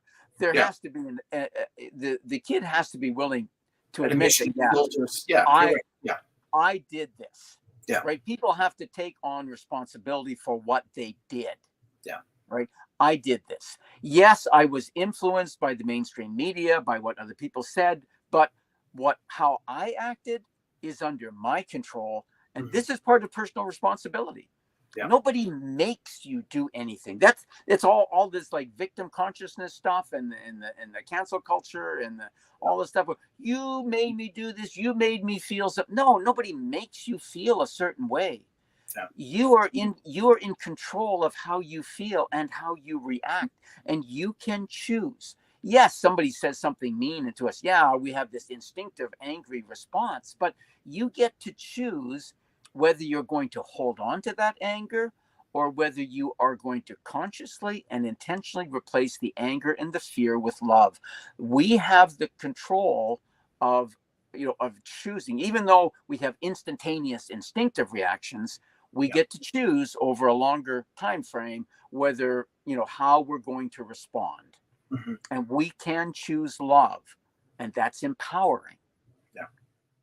So it's kind of a lot of things there, but you brought up so many things. So at one time, so yes to forgiveness, absolutely. Yes to reconciliation in our families, in our community. Oh, the other thing I wanted to mention, but no to amnesty, and no to amnesty to these people who, because I say, look, doctors and the stuff that, look, you knew, and if you didn't know, too bad for you, because you have a fiduciary duty to know. I make this point very strongly in the book more than once. You're right. Okay, if you're, and for our listeners who don't know, a fiduciary duty is a duty that you have because you are in a position of trust.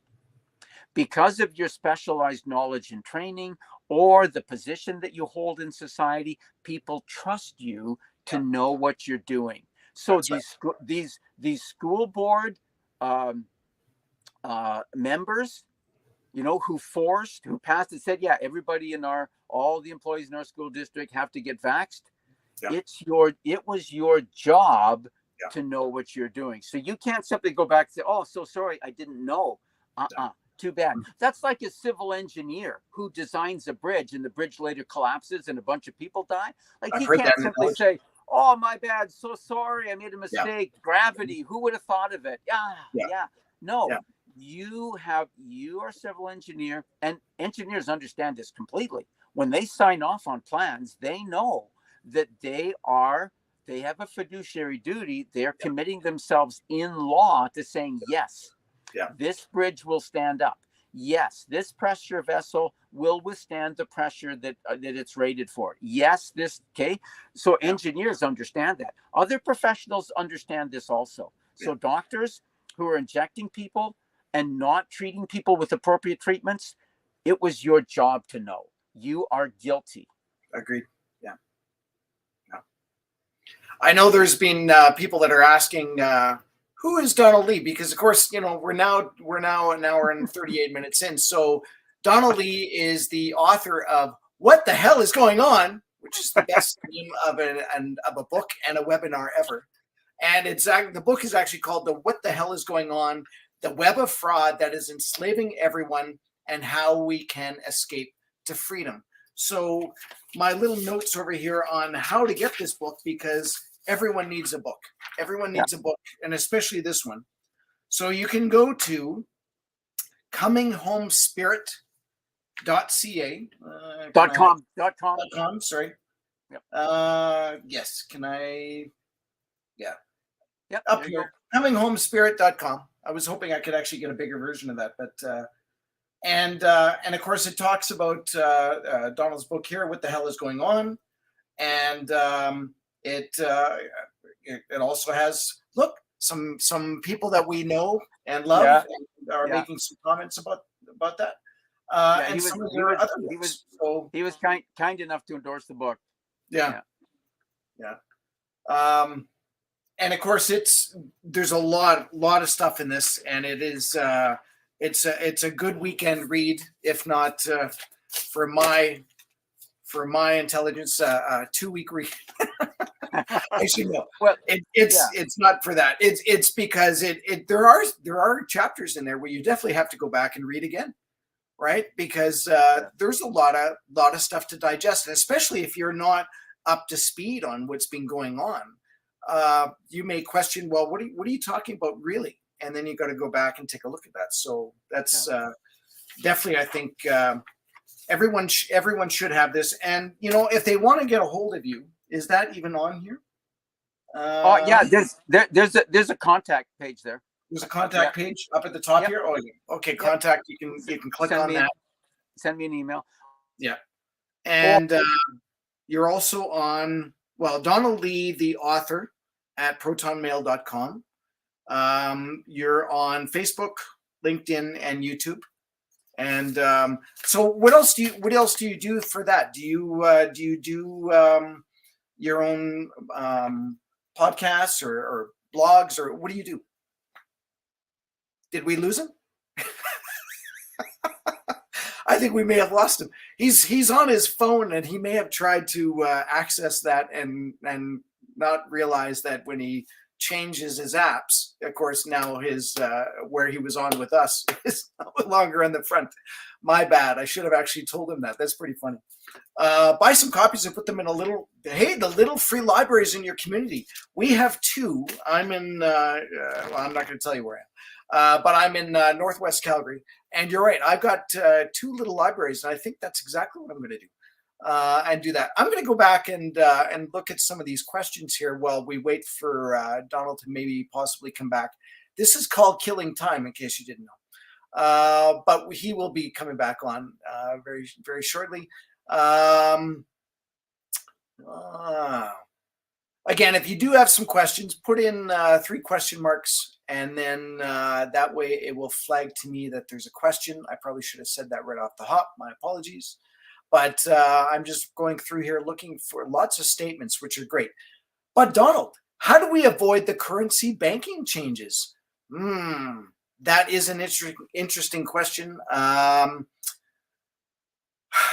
You know, there's going to be a lot of changes, I think, that are going to end up happening in the next in 2023. I think is the year of change.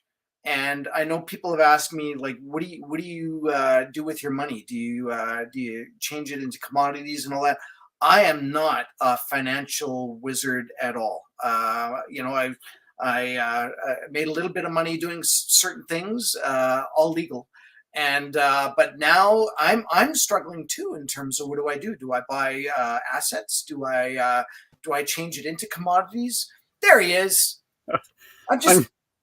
Yeah, I hear what you're doing. I'm so sorry. Not a problem.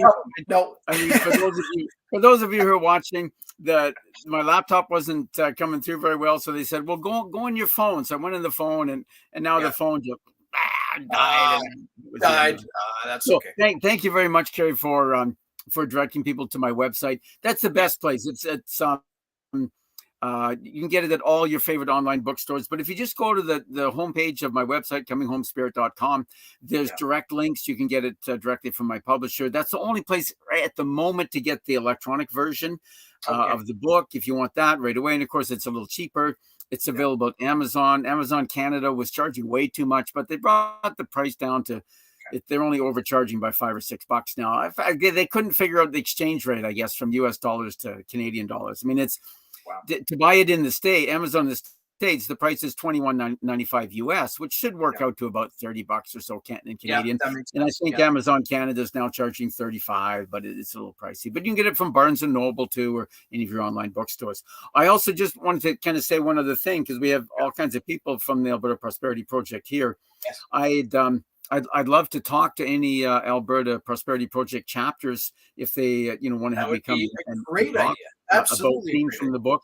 I'm in southern BC, actually speaking to freedom groups here right now. I'm going to be going to Winnipeg for the convoy event there middle of February, but I'm planning to kind of spend sort of late March, early April time period in Alberta. So if anybody wants to contact me, and we'll set up a time, I'll come and talk in your community. Love to do that. That'd be great. I was just trying to fill some time here. So going back and looking at some questions. So a question came up, Donald, how do we avoid the currency banking changes? So I was just kind of explaining, like, I don't even know if we actually can, do you pull your money out of the big 5 banks, and do you move it into a credit union, or do you just try to, maybe if we're going to lose money, we might as well just put the money under a pillow?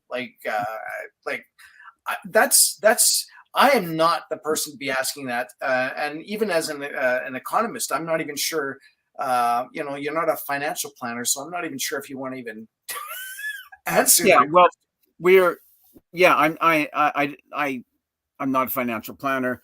Don't look to me for financial advice. I've lost more money than I've made in investments over time. At least maybe it's almost even, but whatever. I'm not a great financial person, but in as an economist, I mean, if we look at this in terms of economies and currencies throughout history, we are going through something that has never quite happened historically this way, because there's never been a digital currency obviously before. And they're going to go, it's going to be a one world digital currency one way or another. Essentially all of the central banks in the world are working on developing a digital currency, and some have rolled it out already. The United States, the Federal Reserve Bank of New York is beta testing it right now. In the United States, China has theirs out. Sweden brought theirs out over a year ago, et cetera, various other countries. So it's coming. The Bank for International Settlements has got at least 2 systems that they've beta tested for doing transactions between digital currencies of different countries. It's coming. So I think what will happen is that when these digital currencies start to come into play, it seems to me we're likely to have a real split in the economy between those who go with and are captured in the digital system. It's going to be a slave system. And those who say, not for me, we got to figure out something else. And so what will we use? We need some medium of exchange. Barter is only effective on a very limited scale, but some of that has always been used. It's still today, but it's very limited, very economically inefficient. So I suggest that people keep what we would normally think of as a fairly large amount of cash, of currency at home or somewhere that's in your personal possession, not in a safety deposit box at the bank. It's anything in the bank is essentially the bank's property, and they can as we found out a year ago at the convoy, they can simply turn it off, turn you off and say, you don't have access to it. It's not yours anymore. And I think that definitely will happen. So, I would say, $1,000, $10,000 in cash, whatever. It'd be a good idea to have like a month's worth of expenses in cash. A lot of it small denomination. I think depending on how much liquid assets you have, get some silver and or gold coins or bars. I mean, silver is more practical for smaller transactions because it's currently selling for, I don't know, between $35 and $40 Canadian. I think its price will go up dramatically when people start using it as the currency. But I mean, if you want to buy a car or a house or something, you have to take a truckload of silver coins. So, if you get over say $10,000, then you want to have some of that in gold coins. But as Catherine Austin Fitts, I think very accurately points out, we need a currency that we can use that's outside of government control, that is both physical and digital. And I'm not sure how the digital component will work. I thought that we might be able to use digital currencies like Monero or Cardano, which are designed for that. But I don't know. It presently looks like the government authorities are in the process of completely destroying independent digital currencies in preparation for bringing up. I mean, the FTX. It immediately appeared that this was a complete scam and setup, a fraud right from the start. It was more a money laundering machine. And, when I never paid any attention to it before, I didn't even know what it was until it collapsed. But, you have this guy, a bunch of college kids, really, Bankman Fraud, as he's now nicknamed, running this thing, and his girlfriend, who looks like she's 12 years old. And I saw, who ran the whole multi-billion-dollar, what was the kind of investment branch of the company, whatever. And she sounds like she's 12 years old. I mean, I saw one clip of her being interviewed, and she was the president of this investment fund firm, whatever, with billions of dollars. And she said, oh, well, I don't really think much about risk management. I don't like what like she looked like she was 12 or 15 years old, and that's the way she talked. That you got billions of dollars under management. You don't really think about risk management. Yeah.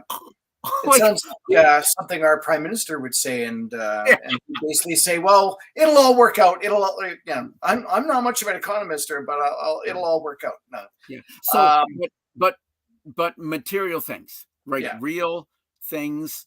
If you own property, but not if you have debt, because if you try to get out of debt, if you have financial assets and debts, try to get rid of the debts. Yeah. I mean, I have very little of anything, so I don't have any money per se in banks. I just have the money that goes through there every month. I only have debts at banks. So I mean, if they cancel my banking, I'm great. Keep the debt, man. Yeah, you're right. Yeah, but for people who have a lot, then it becomes much more difficult. I have almost nothing, so it's easy to say, just get rid of your debt, but a lot of people they just can't do that. So somebody asked, many places are not accepting cash now. Yeah, like Starbucks. So I'm not going to Starbucks. So then that's easy to do in theory, is just don't support the businesses that are doing that. And honestly, even if you walk in there and you say, well, I'm going to pay you cash, it's totally up to them to decide whether or not they want to accept cash or not. So you can't be saying, well, no, our money is legal tender everywhere. No, if that's their policy, then that's okay, right? There's even in my own business, when I rent out equipment too. I rent out sound systems and jukeboxes and arcade games and all that. And just because of the nature of the business, the transaction's easier if it's done through some electronic way, right? Credit card or something like that. Because not normal, I'm going to drop off a bunch of equipment and are you going to be able to give me a couple of grand in cash? That never happens, right?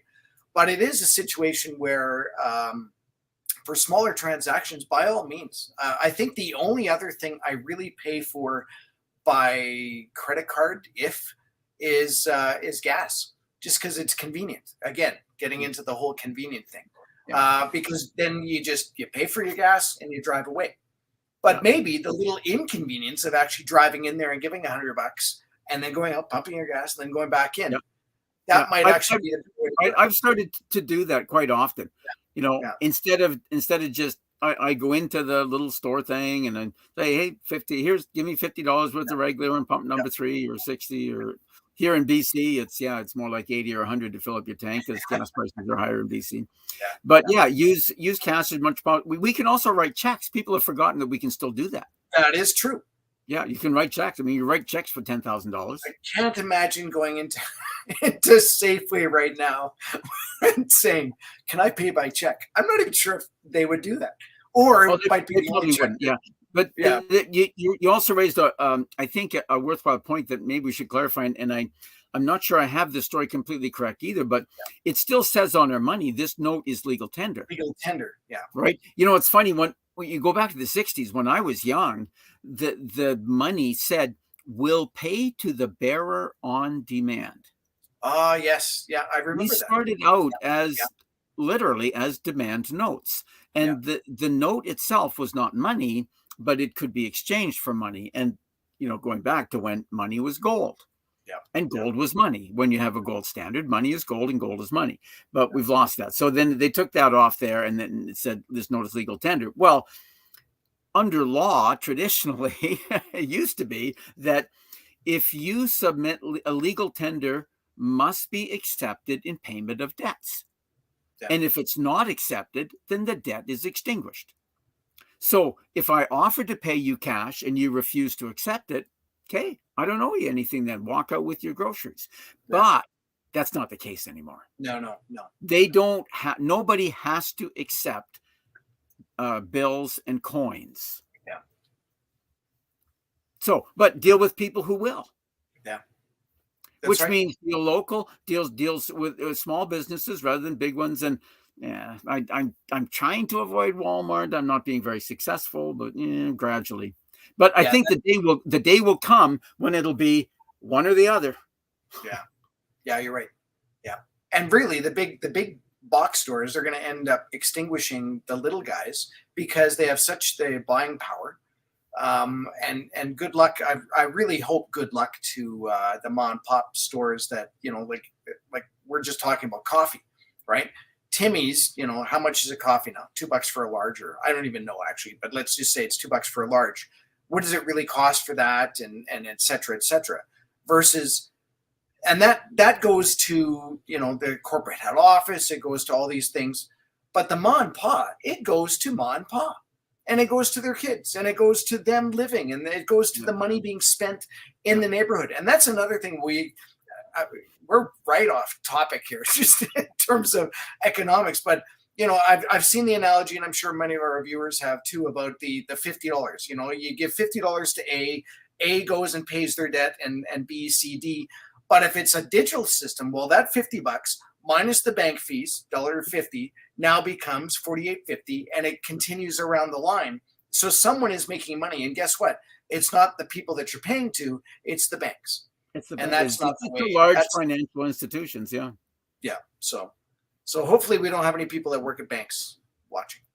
Well, well, yeah. If you work at a bank right now, start looking for another career, because like the whole idea about digital concern, and in my chapter on the currency stuff, I talk about this. Like, this began in August of August of 2019 at the Jackson Hole meeting of central bankers, where BlackRock presented their plan that's called the Going Direct plan. And I explained in the book, I won't get into the details of it now. We've already talked a long time, but the Going Direct is that central banks are going to go direct to consumers.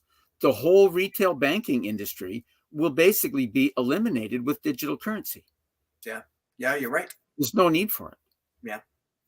Wow. Yeah, you're right. Because even for me, like, when's the only time you actually go in? Well, you have something really important, like maybe it's I need a bank draft because I'm buying a car or whatever. Or for me, because I deal in coin, I actually have to go in physically and give coin, which is ridiculous because the people that actually take the coin don't even know how to count it anymore, believe it or not. They don't know that quarters are usually wrapped in, in basically 10 times that. So it's $100, right? They don't know that. And then they end up counting. Oh my God. It's ridiculous what they're not teaching people that are going into the banks. Anyway, but so see, when the digital currencies come in, like, no one will have to do that.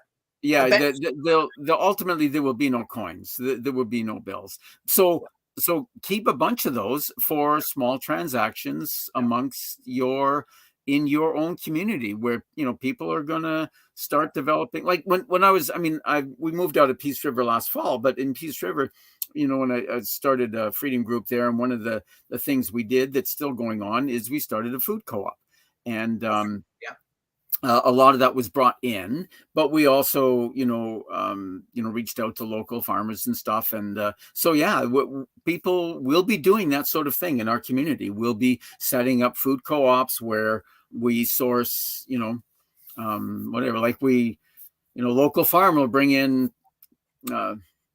200 pounds of potatoes, and a bunch of volunteers will split them up into bags. And, you wanted 10 pounds, you wanted 5 pounds this week, whatever. And, I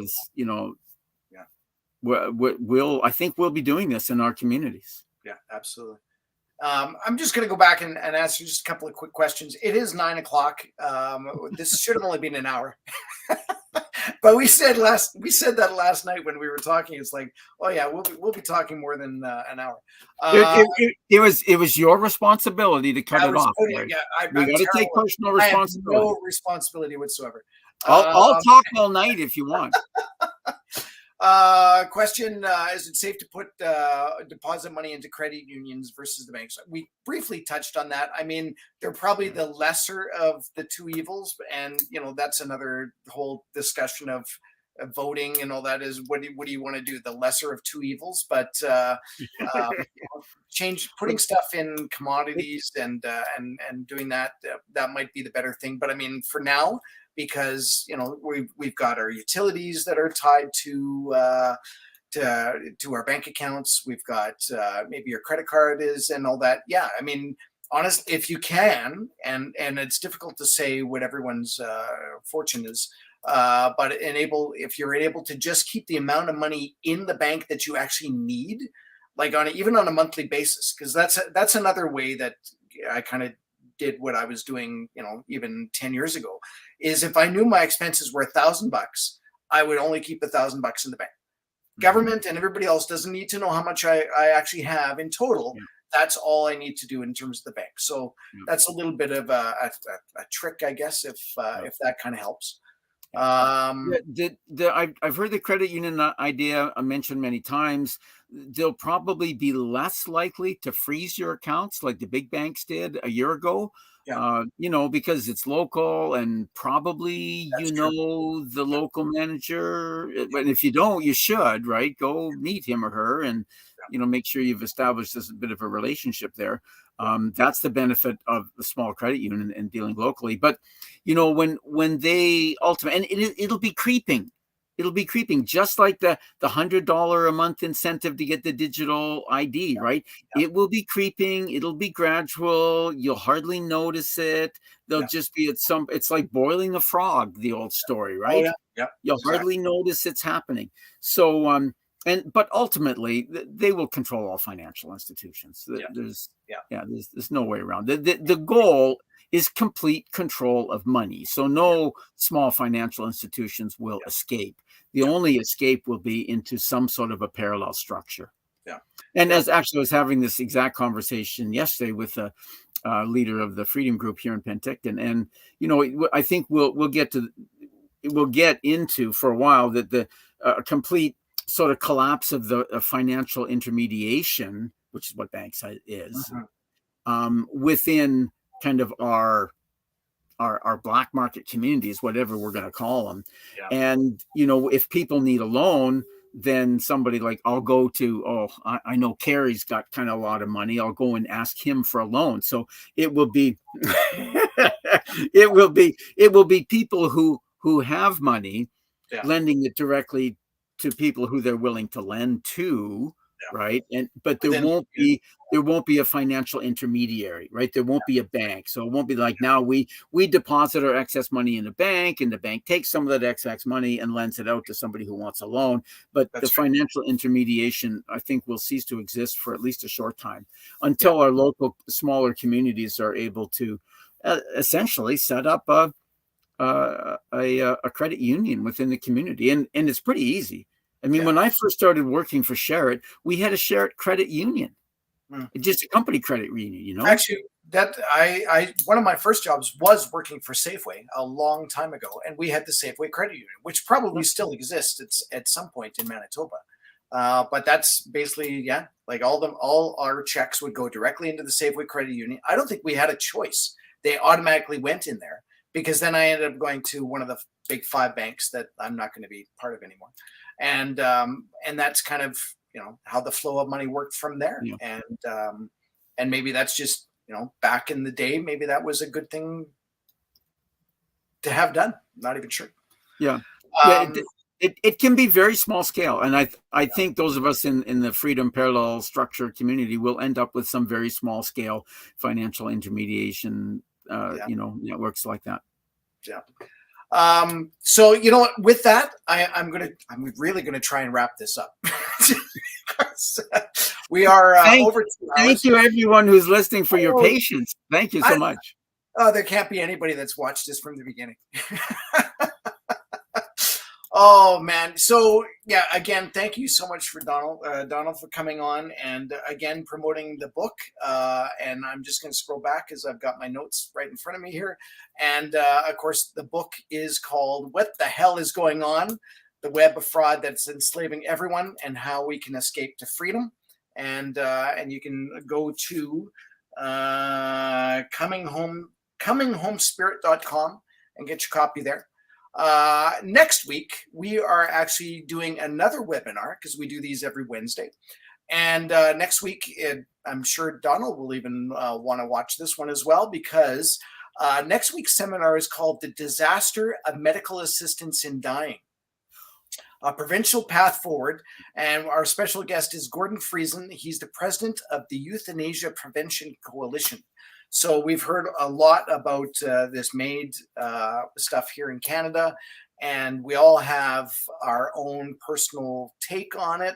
And I'm hoping that next week we'll be able to talk a lot about this and answer a lot of questions to that too. So that's good. I actually touched on that in my book too, and it ties in. It ties in with one of my conclusions that I said at the beginning and at the end. You know what? We need to raise ourselves to a higher level of consciousness. I touched on that with responding in love, but we also need to raise ourselves to a new way of solving problems. And one of the fundamental principles, I think, is we must reject killing as an acceptable solution to problems.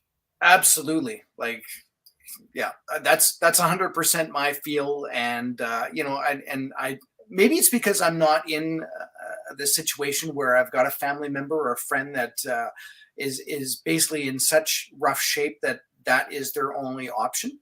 But even with that, I mean, I'm still spiritual and say, how can I help? What can we do to do that? And, I think it was Simmons, the department store that had that commercial that talked about MAID, and I'm sure we'll talk about that next week. And they basically had this woman, and she was going through such a tough time and pain, and this was her only option. So she was given a week, and they filmed her, and she did everything that they she wanted to do, and in the end, obviously, how it ends. And Simmons got such a backlash over that. And again, it's one of those that I would like to have the discussion with the people that were doing the marketing and saying, what the hell is going on, right? Yeah. And killing. Yeah, Terry, I would say killing is never the only option. Yeah, that's right. Yeah. And I have to do the quick promotion here for Alberta Prosperity Project. We do memberships. We now have over 10,000 members, which is awesome. We're on our way to 1 million. If we can get a few 100,000, we would definitely be able to promote and steer government, especially in Alberta, and it's even happened already, right? We are making changes, we're making things happen. So kudos to everybody that's a member, and we have 1 year memberships are $20, 2 years are $30, 3 years are $40, and we actually have a student 21 and under $20 for 3 years. See, I didn't even know that until I just read it. So great job there. And you can go to the albertaprosperityproject.com, or you can email us at contact@albertaprosperity.com, and we will hook you up, even if you want to just pay cash. So nothing has to be this whole online crap. So with that, thank you very much, Donald. Great talking to you. I'm hoping we'll see you at an APP chapter event very soon. Or at least in the next couple of months for sure. We'll get you hooked up, and I know we do chapter events Thursdays. Well, depending on the location too. I know there's a lot of them that are specifically on Thursdays, so that's good. And with that, I will wish all of our viewers a wonderful rest of your evening, even though it's past my bedtime. And we'll hope to see you at an event or online again very soon. Take care. God bless, and good night, everybody. Yeah. Thank you so much. God bless all of you. Thank you.